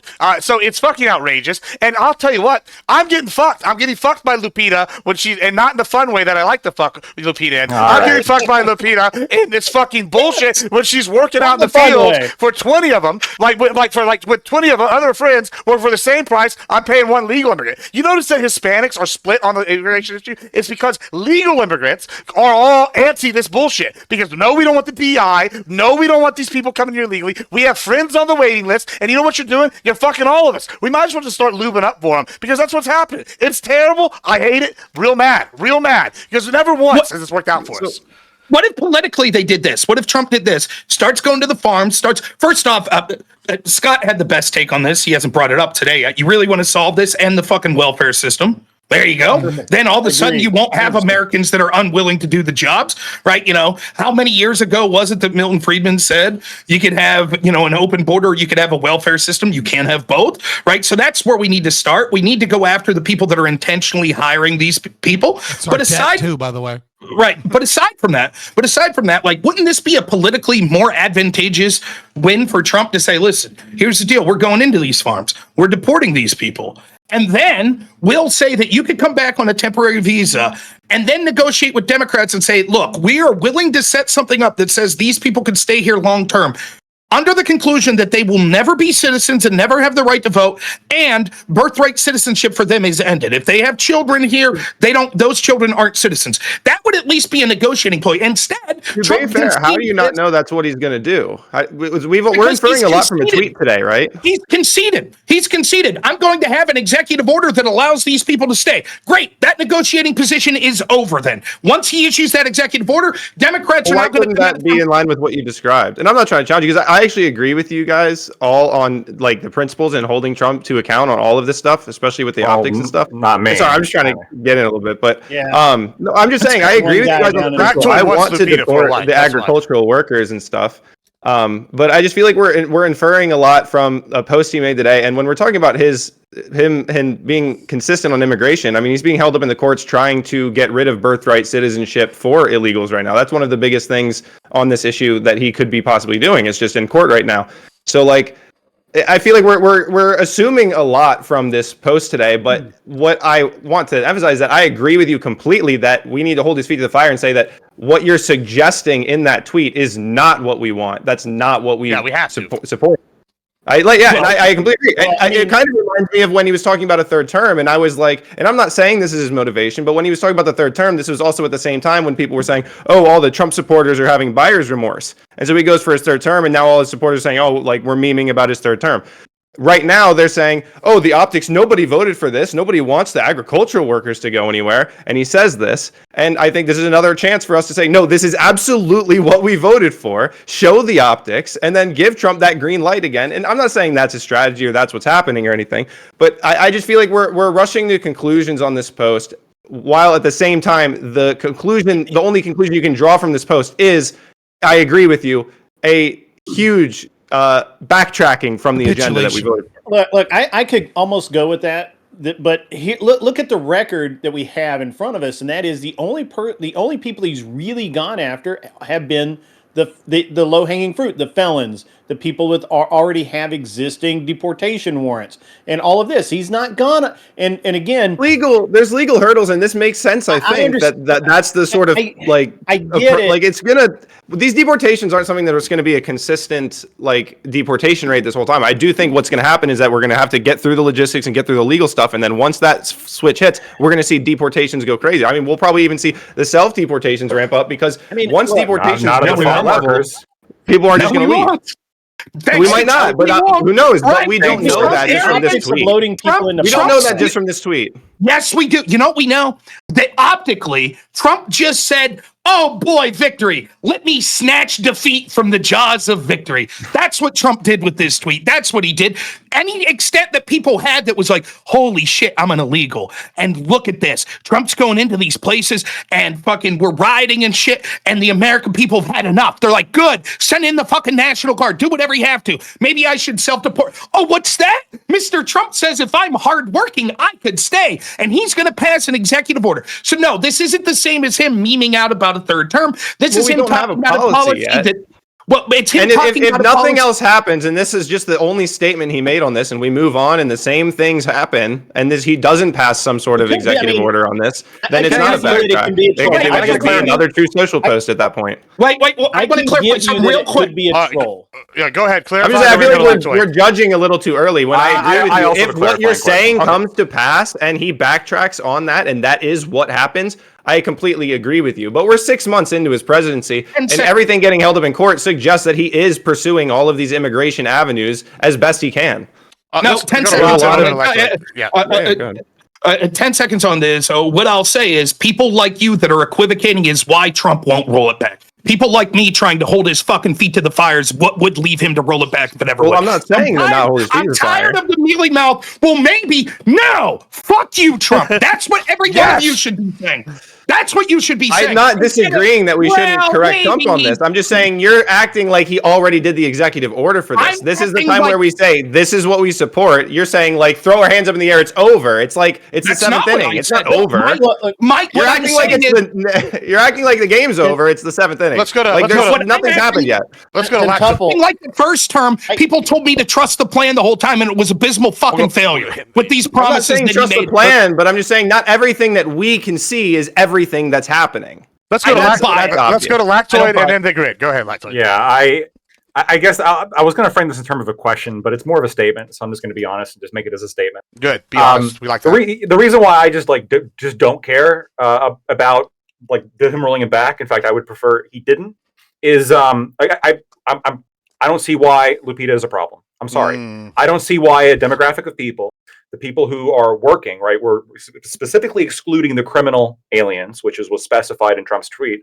So we're talking about non-criminal aliens, illegal aliens, right, who are working, whether they're working at a farm or hospitality, so you're pro-slavery, taco trucks or whatever the fuck, and they're working. And this is a demographic that has a higher labor force participation rate per capita. They have a lower crime rate, but from the plurality of studies that I've seen indicating that they have a lower crime rate than native-born Americans. That's bullshit.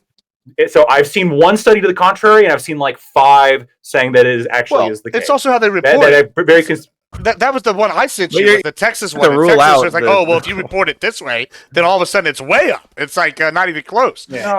And then the other argument, Lactoid, is since they're here illegally, everything they do here in America is a crime.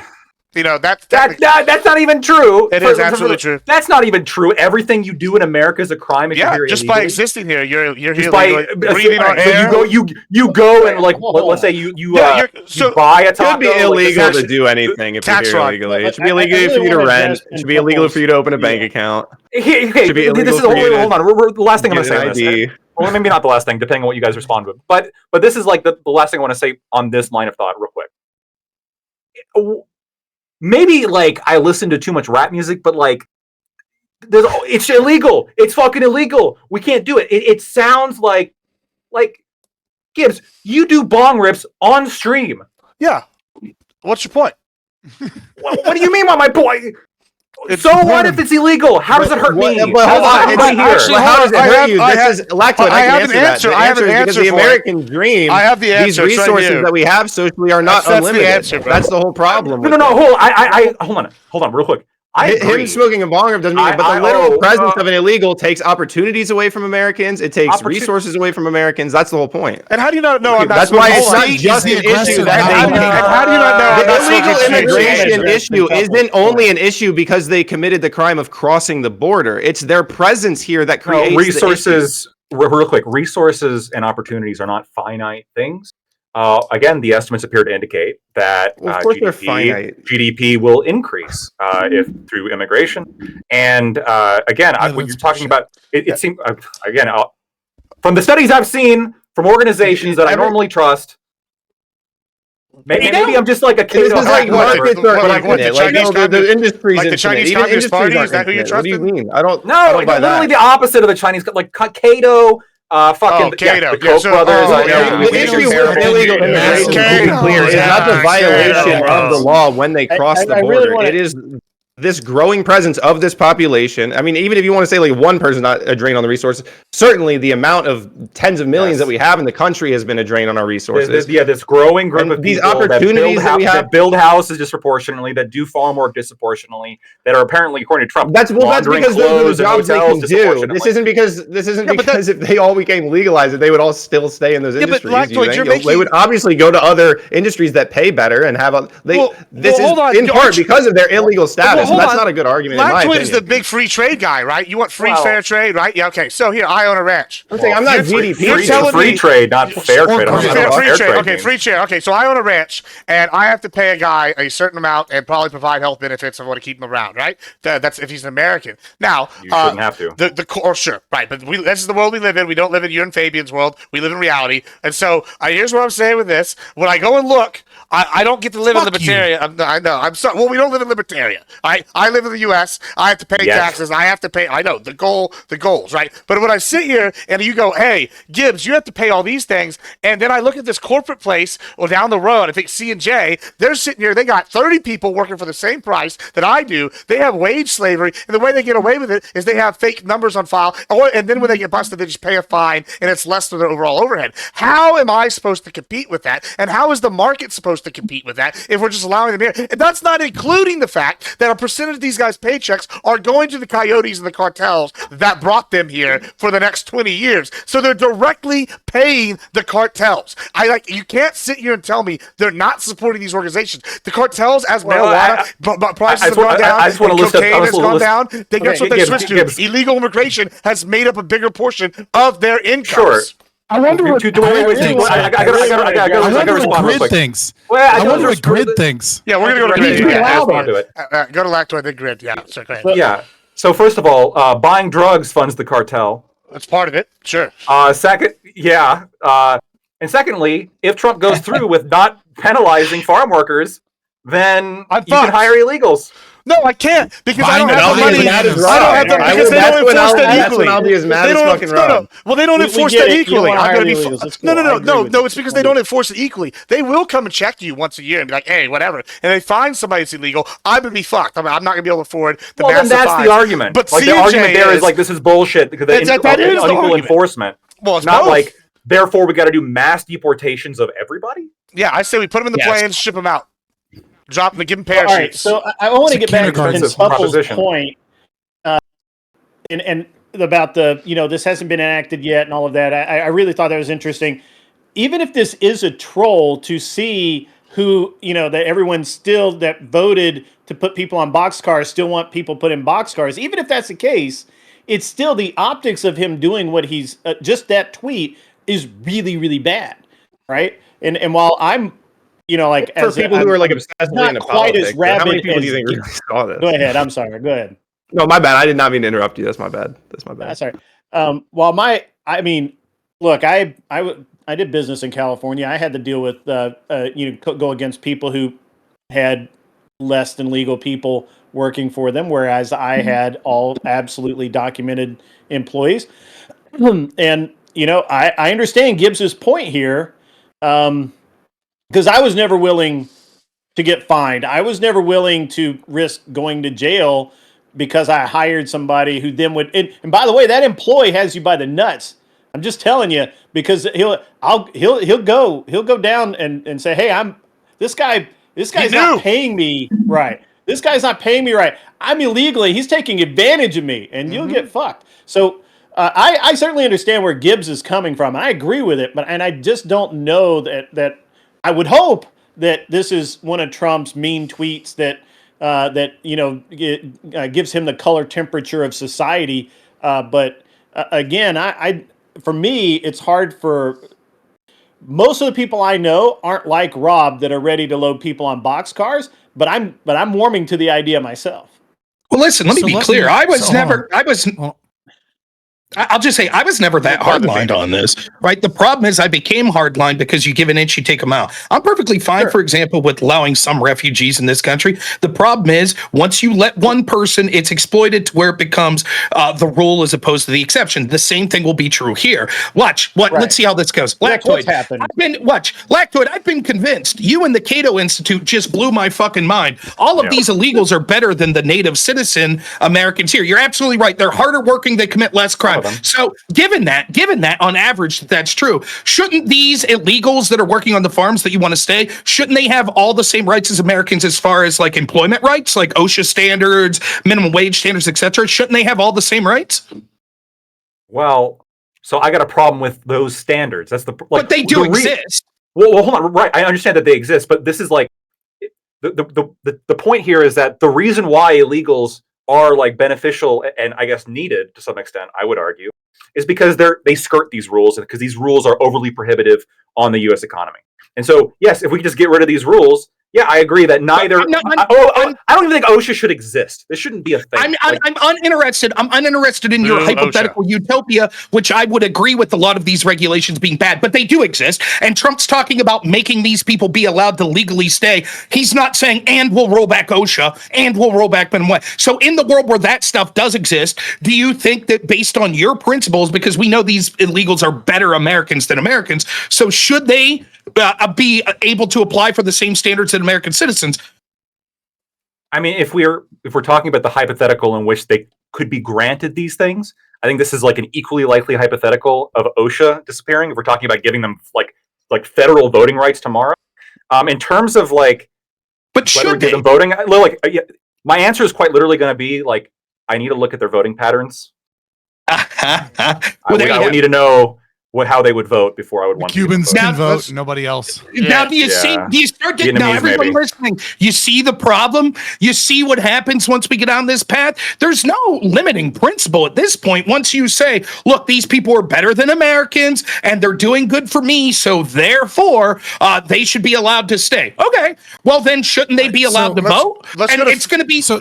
I'm gonna let's go to. I also want to talk about the gold cards after you get done. Go ahead. Yeah. So I'm gonna be the cringe libertarian here, right? And actually, I've already been playing that role for the socialist. Yeah, well, no, this isn't a role, right? Like, but I understand what you mean, right? You're giving your opinion. So listen, there is no solution to the immigration problem other than the abolishing of the state. We all agree, as you guys keep saying over and over again, we're not going to live in fantasy land, right? So here's the reality. Mass deportations is just a fucking Band-Aid for a problem. And it is a politically horrific one for anyone to try and support, because the moment you start trying, you can say whatever you want about Lupita.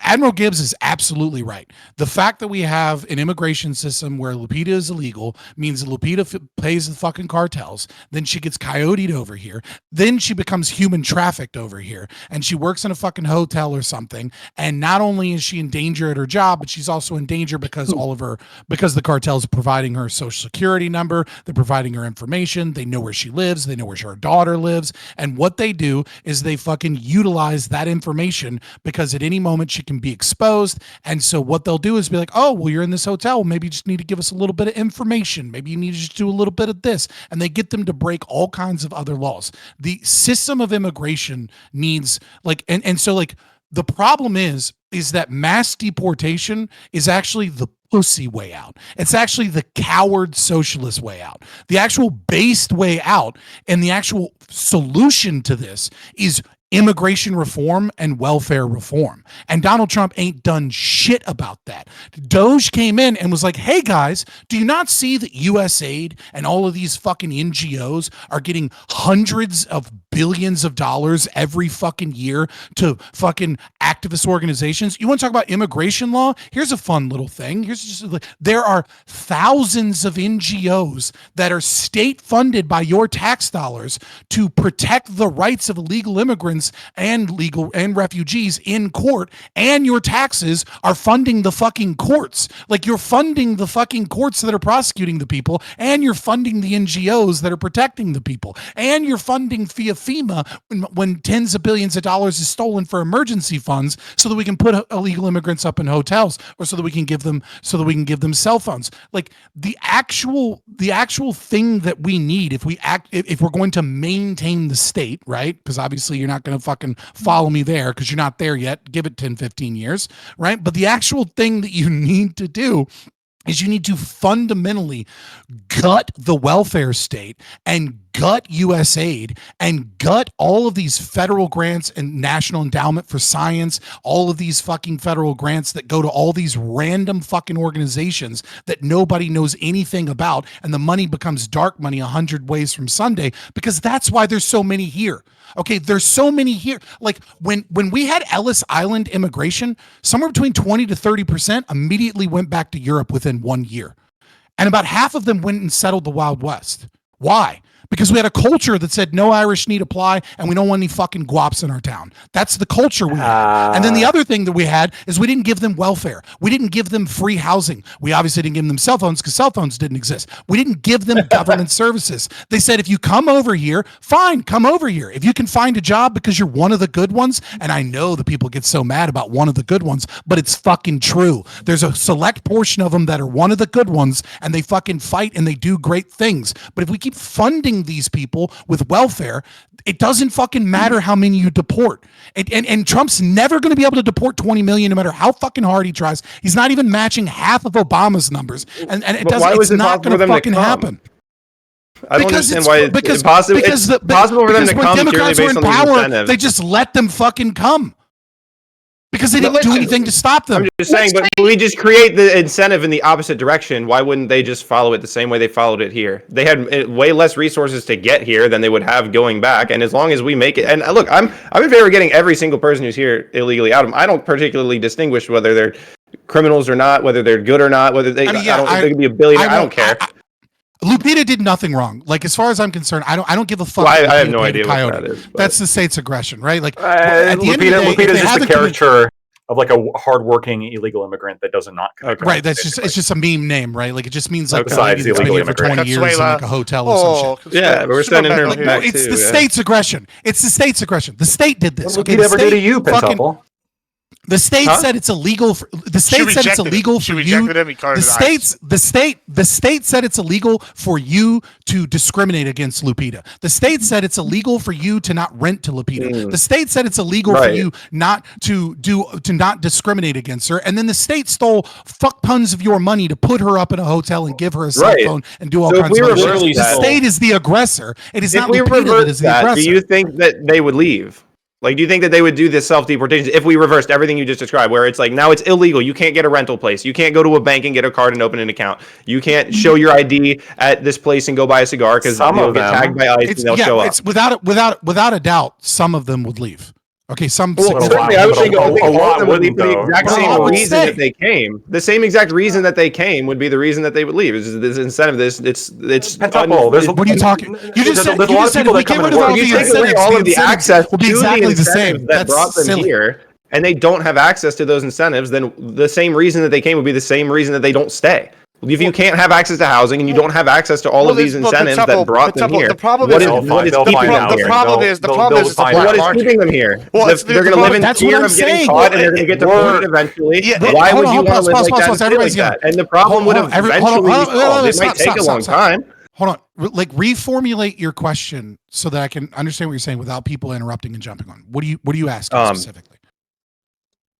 Well, if we made it illegal for them to have housing and Trump speech, a stream of consciousness, did you lose it? Like, that's the question. I guess my question is like, all of these incentives. You're saying like, oh, we'll never be able to deport them, but they were all able to come here for these incentives. So why is it impossible to figure out that we could create a incentive system that would make them leave?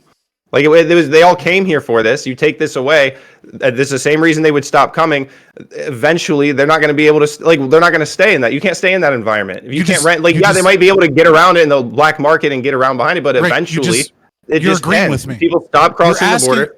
Hold on, you're agreeing. I am agreeing with you. I don't think we have this like fundamental disagreement or anything. I'm just saying I agree with you that I think that mass deportations are like this unfathomable reality. I think we can get people to self-deport if we take away these incentives and make it hard to survive here if you're here illegally. That's not what. Hold on, pause. That's not what a mass deportation is. Maybe that's the problem here. Well, mass deportation to me just means deporting everyone who's supposed to be deported. That's what it means.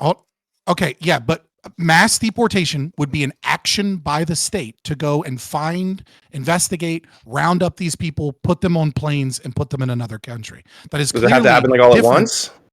Right. Does it have to happen in a short period of time? What are you saying? Hold on. You're like, hold on. I'm explaining. Like what you were when you were talking about self-deportation by getting rid of incentives. That is my argument, right? That is obviously not the same thing as mass deportation of keeping all of the incentives because Trump is stop. That is not the same thing as mass deportation of Trump bringing in ICE into every fucking community, into every town, and finding them and rounding them up and then shipping them out. These are clearly two different things. Well, but the goal is to get the illegals out of the country. It doesn't matter if they self-deport or whether we round them up. Trump delivers on the promise by getting illegals out of the country. Let's move this a little bit because that's what I'm saying. Is that this entire like idea of we're going to grab and find ICE and find them all is a band-aid. Stop. It's obviously going to be both. You don't think it's going to be both? Stop. I'm just saying. You're saying mass deportations are not possible. No sense. Okay. As part of the conversation. All right. Hold on. Let's reframe. All right. I want to move this a little. Stop. I want to reframe real quick. I want to talk about another thing. There's a couple other things we can talk about Trump. I don't give a shit what GIBB said. Yeah, that's fine. I want to talk about the gold cards because that is his immigration policy, and then. Grant here keeps bringing up the box cars. You know, there was another Trump campaign policy that he said he was going to do that I'm real sad hasn't happened, which are the internment camps for the homeless. Where's that at? Why are we shipping the hobos there? Like, let's get that going along with it because California hobos are homeless. No, we can click. Yeah, why don't we round these guys up and send them to these camps while we're shipping out the hobos? They can do 2 for 1. We already got the National Guard there. Well, what's the problem? Why are we doing that? Hey. If I can, I don't know where to go with that. I'll go back to what Fabian said. Even if you're theoretically white, we're nowhere in our lifetimes going to get close to the elimination of the state. But even if we said that we limit them by getting rid of things like the welfare state, which would certainly be an incremental step there, everything that we do is going to have to be incremental. So the problem is, what makes it more likely to have a political will? Right now, we have a political will for mass deportations. We do not have a political will for a mass removal of the welfare state. However, if we would start with the mass deportations, it makes it more likely that we get a political will. Because let's say that people are correct. The exact opposite. You'll have your chance to respond when I finish making my argument, right? So you arrest Lupita, you send her back, right? And then if you're right, and Lactoid's right, that it's like, oh, now there's all these jobs that Americans won't fill, what'll happen, people will say, well, wait a minute, why? Why are we paying 40% of the population of California to sit on their ass at home? Now we have these jobs that need filled. Maybe if we stop paying them on their ass to sit at home, that they would actually be willing to work these jobs. The problem is there is no will to end that welfare state. I encourage you to tell me which national level politician has came close to doing so. We are clearly much closer to having a national will, both through politicians advocating it and the voters' will to send mass deportations now. Yeah, the last political will was probably Ross Perot, right? And all he did was split the Republican vote and get Bill Clinton elected. But again, what I'm saying is that this idea that we're gonna you have a belief. I think it's I don't want to say it's unfounded, but I think it is wrong that Trump, if he championed forward, would actually be able to deport 20 to 30 million illegal immigrants in this country. I just do not. I think that is as much a fantasy as is, Ann Capistan in the next 10 years. I don't think that was ever going to be something that he was feasibly going to do. Now, could Trump go and deport a lot of apartment buildings full of Tren de Agua and get rid of problematic people? Sure. But as you can see, to be able to deport all of those people, he has to go against the entire left. He has to go against all of the billionaires. He has to go against all of the major corporations, and he has to go against half the Republicans. at least. Like it's like there is no political will just because a bunch of MAGAs on Twitter want to deport 20 or 30 million people to actually go through the process of mass deportation of every illegal immigrant in this country. Like it's a losing thing that will get Democrats elected. It just first off, I disagree. The ability to do it and the roadblocks that will be set up are true. It will physically not be possible to deport that many. That's true. That's different than what you're advocating for and what Trump is doing right now, which is saying we're going to put executive orders that give carte blanche to these illegals in the industries that have lobbied me to stay. So that's number one. No, hold on, let me finish. Then go ahead. Second, all of those roadblocks you're saying exist 10 times worse with the ending of the welfare state that you would recommend is a precursor or sort of the root cause. I don't disagree. I've said as much in your tweet earlier today, and I said it here. I think that everything that Trump is suggesting is a Band-Aid. I'll take the fucking Band-Aid right now until we could get to an incremental place where we could have a more broader, serious discussion where we could incrementally drive people culturally in this country to realize how fucking terrible this welfare state is. But there's zero chance that we ever get there if we're capitulating right now when we finally have some sort of political will. 10 years ago, I'd have said, you will never convince a majority of this country to say we should have mass deportations. We're there, baby. We're there. And right now, at the precipice of that, this isn't an argument. Of course this it is just you restating your claim.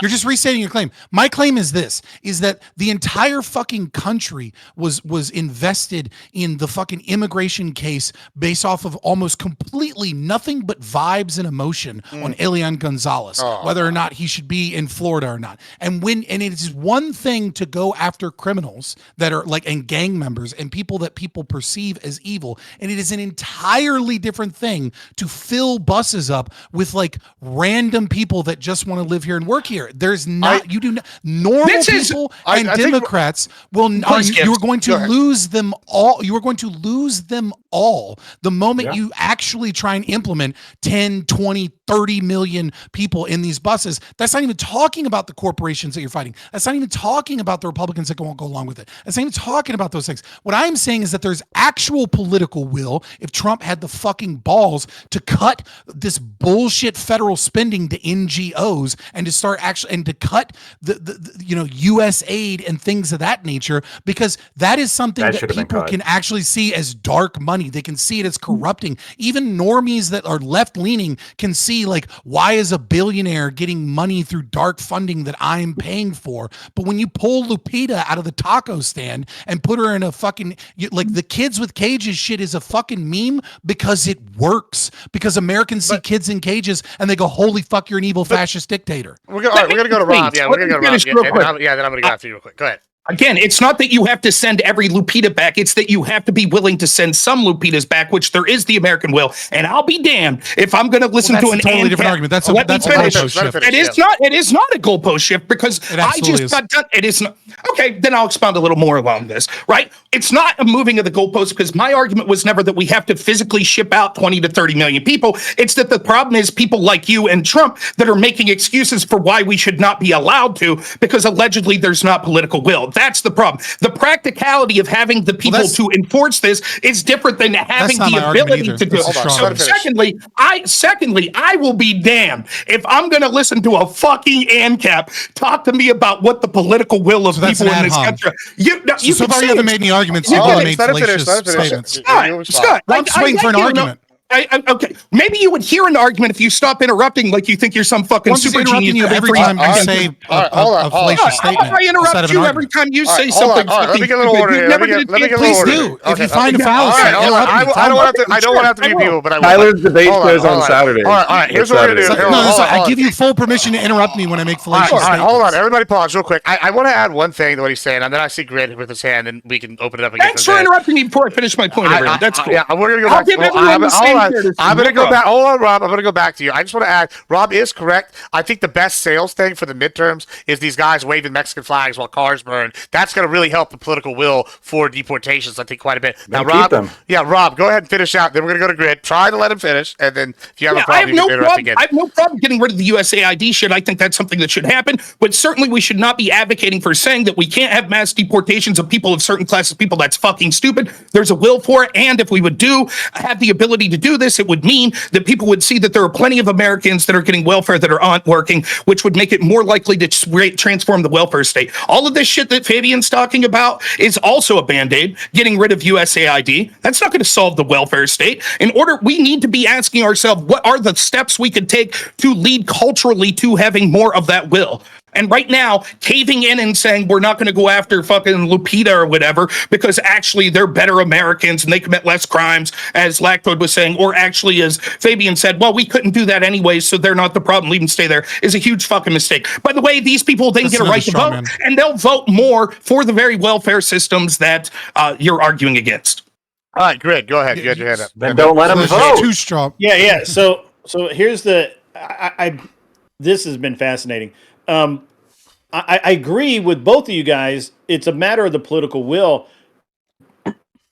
Do we gather more political will by deporting people and showing that we're willing to do that, or would we gather more political goodwill from at least from the populace by making it even harder to hire illegals, making it even harder for the illegals to gain access to any sort of infrastructure, any sort of aid, any sort of help, and actually That's actually a good point. Yeah, I kind of agree. And I'm trying to understand what would be the poison pill that would push the Democrats away from supporting the illegals. And the only thing I can come up with is this constant association with criminality, which drives even their base away from supporting these people. So I'm to both of you, because you both made fascinating arguments here.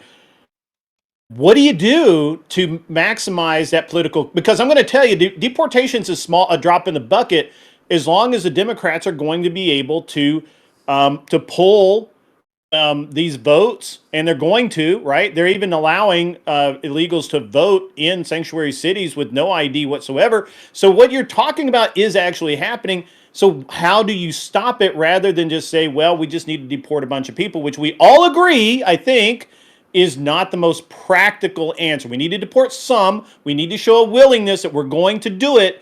But what's the real answer here? Because I haven't heard an answer other than we have to convince people and we have to gather the quick news will. up. Hold on, Fabian. The question's to me and Rob. Quick news update. I got unconfirmed reports, and one from a military guy I know just texted me. Iranian headquarters just got taken out. Apparently, a bunch of the top leadership is dead, and it's getting real spicy. Go ahead, Fabian. That's crazy. Oh shit. Sorry. That derailed me a little bit. My train of thought. Sorry. But yeah. So this is where I fundamentally disagree with Rob Noor here, and I would like him to respond here. Is that I don't think getting rid of USAID or getting rid of certain programs is a band-aid. It's a first step. What I think is a band-aid is mass deportations. And the reason I say that I think it's a band-aid is because it doesn't do anything to deal with the actual problem. Because the problem is not Lupita existing. The problem is our immigration system, which is broken. The problem is, like the gangs. These are actual problems. I don't think someone coming over here that is a refugee, like the fact that they crossed an imaginary line on the ground doesn't aggress upon anybody. The aggression comes from the state. And so it's a first step to reduce the aggression that the state does. The first step would be to get rid of at least some level of welfare programs that are an incentive, because at the end of the day, free trade works because goods are always invited, right? Like if I want to buy bananas, I've invited the bananas to come across the border, right? I wanted to buy bananas. I went to the grocery store to buy bananas. The grocery store bought bananas because they want more stock, because people want bananas. But people don't need to be invited. People have their own will and their own legs, and they come into this country. And so when we have all of these incentives, so what would be the right thing that I think Trump could do about our immigration policy? Those first steps would be cutting the funding that is creating incentives for these people to come over, and very, very hard hitting criminals, and very, very hard hitting companies that aren't playing by the same rules that everybody else is, which is the exact opposite of what he did today, which is going after large corporations that are hiring illegals so that they can exploit them and get around laws and have an unfair advantage against other people that are doing, presumably the right thing. And those are first steps, not band-aids. No, I disagree. I think they are Band-Aids in the same sense that you would say deporting people is Band-Aids. They're both first steps to getting to where we need, but they're Band-Aids in the sense that they're not going to achieve, at least in today's political climate, the things that necessarily get done. So you could either call them both Band-Aids or both first steps. To answer Grid's question, by the way, I like you a lot, Fabian. We're just being chirpy because we're fucking men. We're not going to cry like the lefties when we're arguing with each other. But to answer your argument, Grid, I think what you do is, I think Fabian's right. You go after the people that are incentivizing people coming in the first place. USAID, the NGOs that are doing it, absolutely, that's one of the things that need to be done. I suggest also going after the employers that are knowingly hiring these illegals, as opposed to what Trump's allegedly doing, which is taking phone calls from them and listening to them to allow these people that he claimed were all lawbreakers stay in the country. So those sort of things, going after the people that are providing the incentives, whether it be the businesses or the NGOs, is certainly something we need to do. I think that also, though, you could set up disincentivations for illegals themselves to self-deport. It is, of course, true that we will not be able to deport 20 million people. And one of the things I've been trying to do is, my heart goes out to anyone who breaks any law for what I consider a moral purpose. If you stole food to feed your family, I absolutely feel for you, and yet the law should be enforced. We could be more lenient than someone who did it for really shitty reasons. Nonetheless, you get the idea. So what I'm suggesting is, you're right, illegals. You may go to Home Depot one day and you've been here for 20 years to feed your family, and you're going to get fucking arrested and deported, and that's a good thing. You should fear that. And maybe you should make arrangements right now to leave and then come back on an H-2 visa or something to do things the right way. I would suggest to Fabian that maybe this is a big area of disagreement we have. We may say that we're complete Second Amendment advocates and you should have the right to own any firearm you want, right? And let's say in the process of that, though, that there's not a political will for that right now. And so there's a bunch of criminals that keep coming into my land with AK-47s, and they're just totally wiping out my people. I say the police should arrest those people because the law says I can't have it, and therefore they shouldn't be able to have it. And I think that what I'm extrapolating, Fabian can explain this to me if I'm different, is saying, no, suggesting that's a Band-Aid, suggesting that law enforcement arrest the cartel member with an AK-47 is just a Band-Aid, because the real solution is allowing everyone to own an AK. And yet we're not there. And the same I would say here. You're right. All of these incentives from our welfare system, etc., have encouraged these illegals to come, but we don't have the will to end that system right now. And even the things we're both suggesting won't end it. There'll still be an incentive for people to come over because our milk and honey is still going to be better than the system in many of their countries they're coming from. And so, because that system's set up unfairly, we should do those things while simultaneously, while there's a political will, deporting people en masse. Yeah, I So mean, I would disagree with your analogy really slightly. We'll go to you, and the disagreement I have is, I'll clean it up, right, so that I can bite the bullet, because I don't have to bite the bullet on your analogy, but I'll clean it up so I can. Okay. Right? A cartel member is a criminal. It is an aggressor, right? So I don't give a fuck if the state goes after another aggressor. These are two criminal organizations fighting each other. So the cartel dudes come in with AKs, then fucking kill them. I don't care. Blow the fucking brains out in front of their family for all I fucking care. But the moment that Lupita wants a gun to protect herself in the neighborhood, I'm not for arresting Lupita. I'm for giving you the right to have a fucking firearm. And I don't want to say that the non-criminal person that, the only crime they've broken is the crime of violating a non-actual law, which is gaining a firearm, right? But criminals that are out there abusing and coercing people, yeah, I'm all for the state getting rid of them. Fuck them. We'll go to Lactoid. I'm sorry. I just want to. Then we'll go to you, Grid. Well, I've got it's a question for Rob and Gibbs. Both of you seem to be like the most hardcore on immigration here. Let's say that you get your way, and there's these mass deportations. Let's say, like Pentuple was talking about, some legal hurdles are cleared, and then there are these mass deportations. Thank God. You're saying thank God, right? But let's say empirically, I turn out to be correct, that all of a sudden, like, GDP growth starts to stall and drop, and there's like multiple analyses that demonstrate like this is because of this. I think currently the cost of deporting a single illegal is about over $17,000. And so, like, the cost of deporting like millions and millions of them starts to add up dramatically as well. And as along with the decreased GDP, and there's all these economic issues that start to develop in the U.S. Once we get good at it, the cost will go down. I don't know about that. I think inflation is always going to be real here. We can fit more people on the bus, brother. Bigger bus. Okay. Bigger bus. Yes, sure. I'm sure this is the solution. Yes. They never thought about this. Yeah. So. Is the plan if that happens, are you going to say, Lactoid, maybe we should like slow this down? Or is this more of like a principled, no, they broke the law, no matter what the cost is, we're getting if they've added all this to the GDP, then we can use that added GDP to pay for the deportations. I mean, I don't know what Rob's going to say. I'm hoping he's going to say what it's a diminishing, which was fuck them. And Pentuple's made this argument a few times to non-fawn, which is he's not sold that GDP decreases necessarily a bad thing, right? Like I'm not sold that either. I think there's different ways to look at this. Well, not GDP chasing is more the point. Sure, it's not like GDP higher means better policy. I agree with that, but like it is a principle. It is fuck them. These people like are feeding the cartels like till a certain point, and it's bad. It's bad all around, and it hurts Americans overall. Like we gave them a chance to do the amnesty thing, and they say fuck them. Now he keeps bringing up the deportation, self-deports. Tom Herman. He put out a thing saying, "Hey, we're going to make it easier for these people if they deport to come back." I've absolutely stood on this hill since day one on this issue. Said we need a secure border. Fuck Canada. Fuck the southern border. Fuck all the east-west. We need the Great Wall of America around us,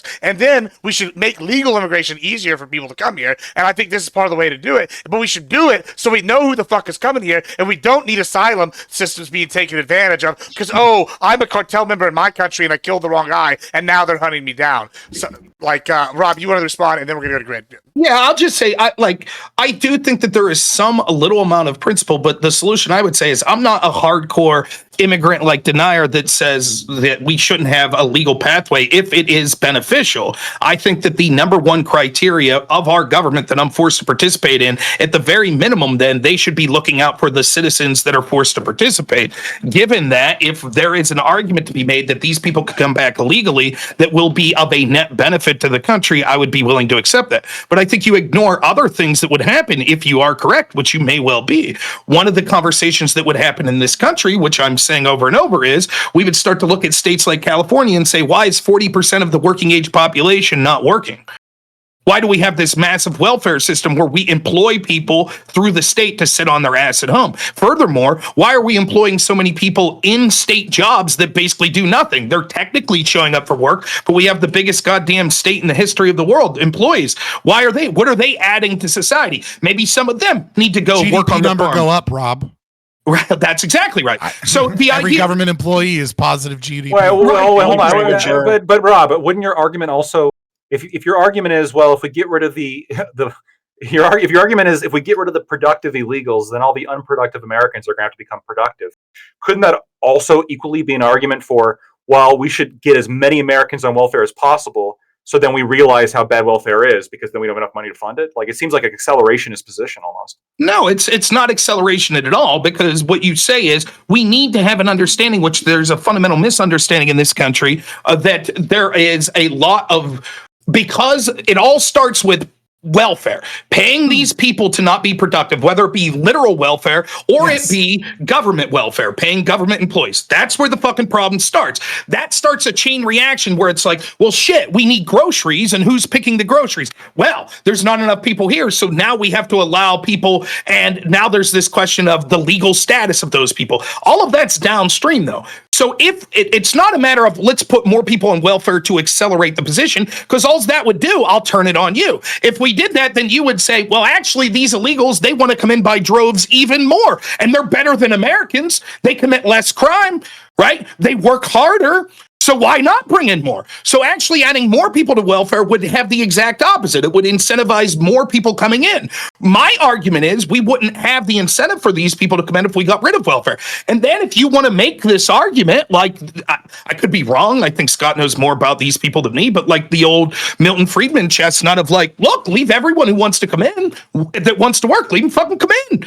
If you could make it through your own talent and skill and hard work, so be it. But you ain't getting one fucking dime of government money, nothing. And the people that live in hold on. Let's go to Grid. He's been waiting here for a second. Can I respond? You got 5 seconds. Okay. Always in favor of cutting welfare. That's great. But I disagree with your prediction. I think actually what would happen is if you had to replace those jobs with higher paid American labor, you're going to see the costs of groceries go up, and you're going to see the people who demand welfare demand even more welfare to fund that through food stamps. I think that's what you're going to see. All right, let's go to Grid. He's been waiting. Go ahead, Grid. I've actually heard that old saw so many times that I can't even tell you. But yet, the reason that things go up has nothing to do with who's on welfare and more to do with why people need more profit. So, at any rate, look, this is all great, but really the most interesting thing to me about the immigration issue is that these people become voters, even though a larger and larger percentage of those voters are voting for more responsible or, conservative, however you want to. Even though more and more of them are becoming better citizens and not voting for welfare state, as Gibbs has said, the biggest push against immigration is coming from legal immigrants. While all of that's true, I agree with that. How do you make those people nuclear waste to Democrats? Because as long as the Democrats see these illegal immigrants as a power base, as a shift, as a way to move the needle in a massive way, as long as that happens, I don't give a fuck who's president. Trump can be president, J.D. Vance can be president, King Kong can come down with a big swinging dick and be president, and it's not going to change a goddamn thing. It's just going to be the same thing as long as the Democrats can pull these people in and control their lives through welfare and through other systems. And until we turn these people nuclear, and the Democrats don't want anything, because you want to stop illegal immigrations, you want all these people to go home.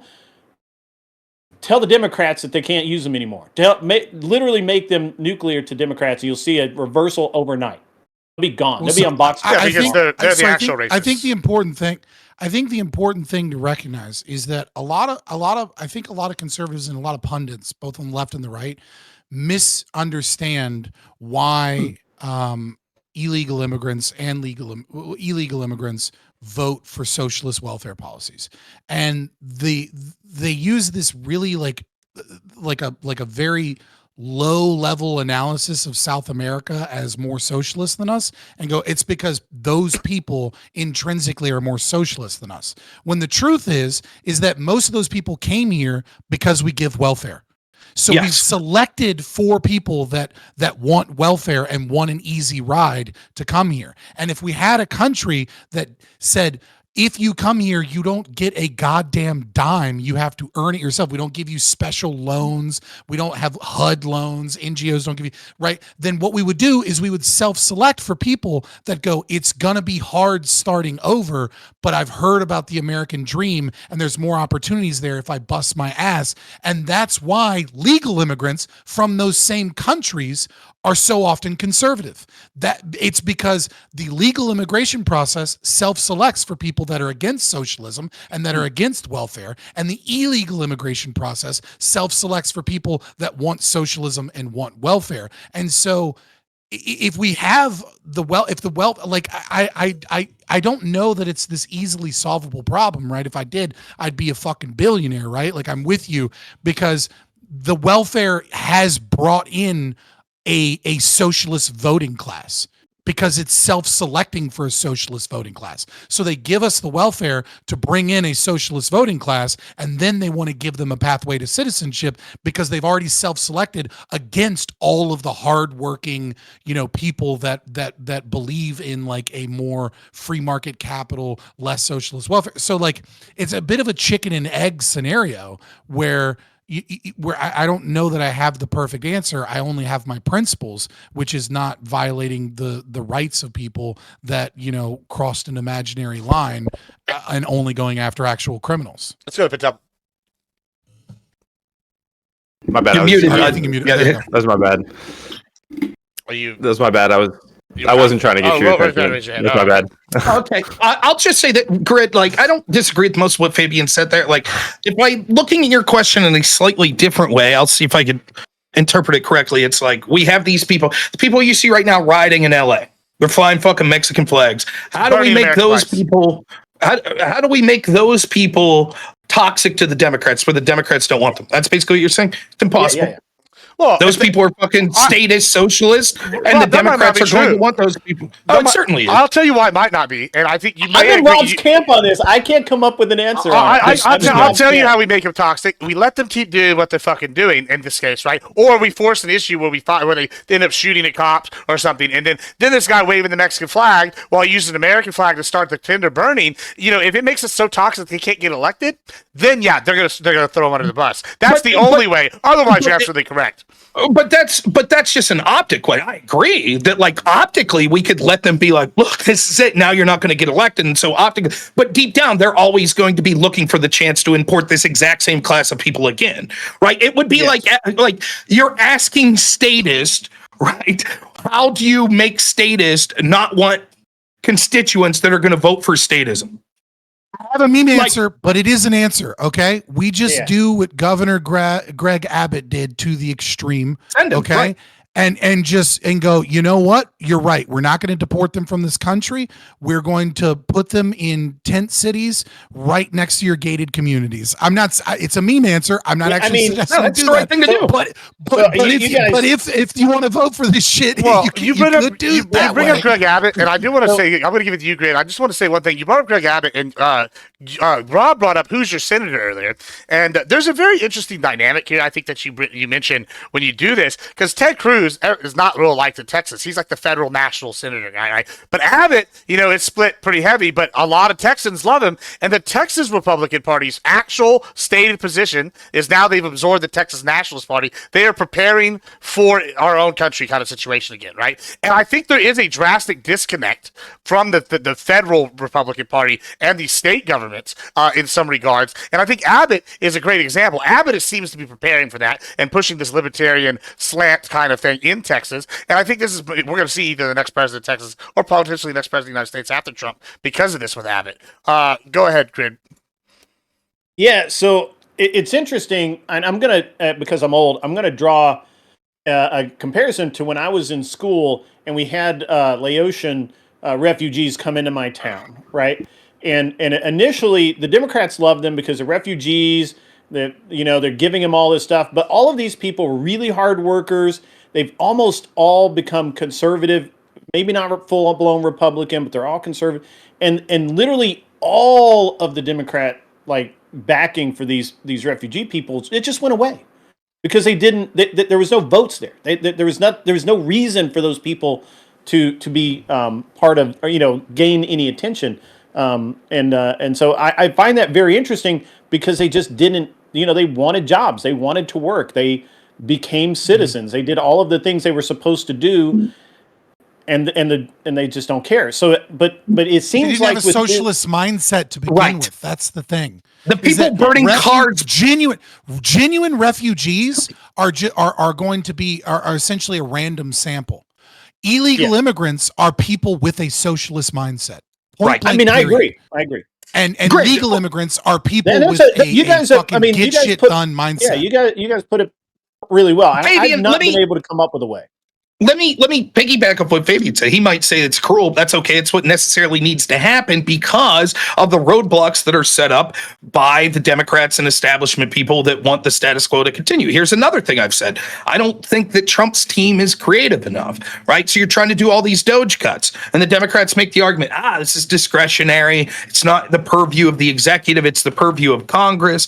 But when you read how a lot of this spending occurs in these massive 2,000-page bills, it'll just say shit like this. It doesn't say you have to give money to this organization. It'll say 100%. X amount of dollars allocated to, cause to fight HIV in Africa, right? And then it goes to some left-wing NGO, pro-establishment NGO, and most of that money's getting kicked back to politician shit.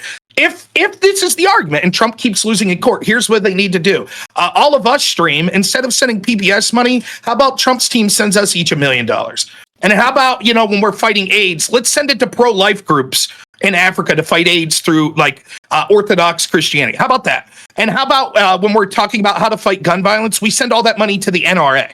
Watch how fast the same people that say, whoa, there's legal barriers, you can't do it. All of a sudden they'll go, you can't just give this money to organizations that are antithetical to everything we believe. And yet that's what they ask of us. The same's true with the legal immigration. If you're going to put up these roadblocks, shit, I'd even say it about Lactoid. Send Lupita to Lactoid's house, right? Fuck it, choke them out, man. Can you imagine Tim Pool getting like a fucking $20 million media grant from USAID? Now, my argument is I don't want Tim Pool to have tomorrow that. if that's going to start happening. I want the will for the argument to be, okay, no longer send money like that. But that's not existing because of lawfare. So what we should do is say, fine, then we'll find a loophole where we send it to people that have our beliefs, and then you'll say, wait, maybe you shouldn't spend that money. I'm just joking there with Lactoid. We know what would go on. No. Or Lupita, Well, I want to let me just close my bias for a second. Some of this might be motivated. I do like Latinos, and Corona beer and Mexican beer I think is the best. Where do you live? Mexican Where do you live, Lactoid? I'm not going to say it on stream. I mean, do you live amongst a bunch of illegals? They're better than Americans. I mean, I live amongst Hispanic people. I don't know if they're legal or illegal. I live among the illegals. I know he's not voting with them. I'll tell you this. I probably buy my food, especially my tacos, probably from illegals. Hold on. Bullshit. You know what this guy told me the other day? I had two Latinas in the other room. They don't even speak English, I had two Latinas in the room, and Lactoid says this on Prime's panel on Monday. And I go, oh, yeah, what kind of salsa are you getting on these tacos? He's like, oh, it's birria tacos. And they put them in the fucking, he didn't say that word. He's like, in the sauce. I'm like, that's not salsa. He's like, yeah, it's pretty spicy. And I was just like, yeah, I had doubts about it. It is. All of your Hispanic They don't speak English. Well, anyway, nobody in the... Yeah, okay, all right. It's authentic. Well, you can go to the Chinese restaurant. There are Hispanic people that don't speak English kicking it there. It's not authentic Chinese food. What are you talking about, bro? Come on. That don't mean nothing. Hold on. If they were Chinese people who didn't speak English, I would probably assume it's more authentic Chinese food. They're Mexican people cooking the Chinese food. That's the joke. Because they're Mexican. They're not Chinese. Yeah, okay. Anyway, moving on. Let's wrap this up here. We're at the end, and I do want to go get one last dance in the honky-tonk with the Latinas before we get nuked. See, even you like Latinas. I love them. Big fan. They're real toxic. That's my favorite. Only negative is the music. Now when they reject me, I can call ICE, so we're set. True. I'm just saying, hey, we're going on this date, or the Border Patrol's coming. But let's get our closings here. Tell everybody where you're at, where you're from. This has been fun. We need to get some more conservative panels here in the future, I think. It's nice not having a bunch of sourpuss lefties. Fabian, go ahead and start us off. It's true. I told you, I love the title. I'm Fabian Liberty. You can find me predominantly on YouTube and Twitter. I am an anarcho-capitalist, as you hopefully saw, or more specifically, an anarcho-objectivist is the term I'm using these days. I'm fighting for it. Yeah, I think overall, I think Trump is, as I said before, just kind of restate in case you weren't here. I think pragmatically, Trump is just failing miserably. But from a symbolic perspective, Elon and Trump and what they have done has woken a lot of people up. And, the name of my channel is Fabian Liberty because of the Fabian Society. It's an inverse of that, right? I don't think we're getting, getting rid of the state or anything tomorrow. I believe in incremental change. And so I have a lot of allies in those small changes towards that. And it's baby steps. And I think, I would like to focus on first steps, but I'm happy at the very least that Trump and Elon and a lot of other people and the birth of Twitter and X and people like Mike Benz and shit have been waking people up to how government actually operates, because unfortunately it's been real lonely this last decade or these last 30 years where it's just been libertarians and unfortunately full-blown communists that have been pointing this shit out. They're like, hey, do you not see the fucking CIA doing this shit? And like, do you not see how these NGOs work? Do you not see this?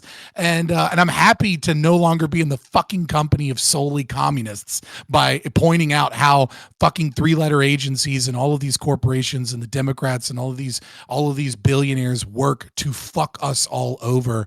And so I'll give Trump an A+ in being a bull in a china shop and exposing how the cathedral works.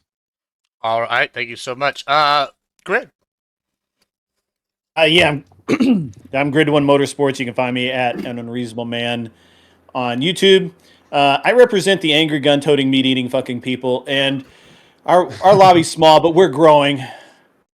We're growing, and at the end of the day, I think the clearest path forward is to somehow turn the tide against the leftist. I can't even say Democrats. I'll just say leftist. And move forward. It's been interesting to watch and listen to this particular panel, because a lot of this we talked about the other night, but we never really got into some of the more meaty bits of it, and I really liked it. Mm-hmm. As far as Trump goes, I never did give him a grade. I don't even know how to grade him, because honestly, as far as presidents in my lifetime, he's probably better than most, but that's not saying a lot because they mostly sucked. And that's about it. And we're going to, I guess, go to Lactoid or something and talk to him for a minute. I guess we're going to go to Lactoid or something and talk to you for a minute. Wow. Thank you. There's a picture floating around Twitter that recently it talks about how ideological diversity is much greater on the right than it is on the left. And I think that if anything demonstrates that, it's the fact that you get a panel of 6 right-leaning people together, and we spend the whole time fighting with each other over the small minutia of where we disagree. While on these left-wing panels, you just don't see that, right? You cannot disagree. That's not allowed. So I think I appreciate everybody here for sparring with me at the end of the day, except I guess maybe for Scott, who votes for imaginary people. All of us, when it comes to push and shove, make the correct choices politically. And I think now Republican senator asshole. I know. I think now is the time to be critical, if there is a time to be critical right after a victory, to be critical of Trump. And so, I mean, there was some stuff obviously that we weren't going to get into, but I mean, just to, I guess, give my grade, I've got 2 grades. 1 grade on Trump for comparison to other presidents, and I would give him a C or a C+ on that. And then in terms of meeting my expectations and what he set forth in his campaign, I give him a D, because there's just a lot of shit that has happened. The first couple months, I was at a B, and then March hit, and then some shit happened in March that pissed me off. I'll just list off what pissed me off. Not releasing the Epstein list pissed me off. The tariffs pissed me off. Mahmoud Khalil, that pissed me off. And generally his attitude towards speech on campuses about Israel. There seems to be this kind of free speech blind spot that the administration has when it comes to Israel stuff, which concerns me. I didn't like his handling of Kilmar. As we spoke about a lot, obviously the deportations there's disagreement on. But one thing recent, and Doge, but one thing recently that's happened, and I'll just close with this. For me as a lawyer, the originalist perspective on law is one of the critical motivators for me to vote, and was one of the main factors for why I voted for Trump, because his picks during his first term were fantastic, especially for the Supreme Court, because they went off the Federalist Society shortlist. A couple days ago, probably 2 or 3 days ago, Donald Trump openly started talking shit about the Federalist Society, and that concerns me a lot. Now, nothing's materialized out of that, but if he stops picking originalist justices because he's pissed off at the way the justices are ruling or judges are ruling against him, This, I think, will mark a massive shift, and I'll grade him even lower. And in fact, if he does that, I very well may even maybe I'll be voting third party next time around. Who knows? Like that can't happen. So really, really concerning shit. I hope he walks that back. There's always a chance that he might. If you like what I had to say, you can find me at Lactoid TV, Twitch, Twitter, and YouTube. Pentuple. All right, so I'll give him an A-, a shock from MAGA headquarters. But part of this grade is because we're 6 months in, and I think a lot of his agenda is being obstructed by the parties that he needs to collaborate with to actually accomplish a lot of these goals. And a lot of them are, ambitious stuff, especially with trade and stuff like that. But on a lot of the issues I care the most about, he's done what he can do. On birthright citizenship, that's getting held up in the courts. Dismantling the Department of Education is getting held up in the courts. A lot of this deportation stuff is getting held up in the courts. I don't think we, sit back and trust the plan. I absolutely want to hold his feet to the fire. I absolutely want to make sure that his rhetoric is in line with what he said he would deliver on. And I am in favor of, mass deportations. I'm not in favor of what he's saying about letting agricultural workers, get treated differently. I want the mass deportations that we voted for. So I have no problem with us holding his feet to the fire. And something I liked about Trump is that it seems like he does listen to his supporters and his movement, has been able to guide him on some issues before. So I'm optimistic. We're 6 months in. I think it's an early point to grade, but we're on track for. We could still see a lot of these things delivered ultimately by the end of this term. So I'm not ready to write it off yet, but I will be as red in the face as Rob is if by the end of this term we're facing it the same. If what he says comes true, and this is all like I'm with him on the principles and what we want. I think I'm just maybe more patient, which might be naive and ignorant, but who knows. All right, and last but certainly not least, Mr. Noor. Funny, we didn't even talk about the reason I voted for Trump. I'm a single issue voter, and that's government corruption. I think the most important things to go after, like corrupt institutions like the FBI, the swamp, as Trump would put it. I think you could see how USAID is connected to that, how even immigration could be connected to that.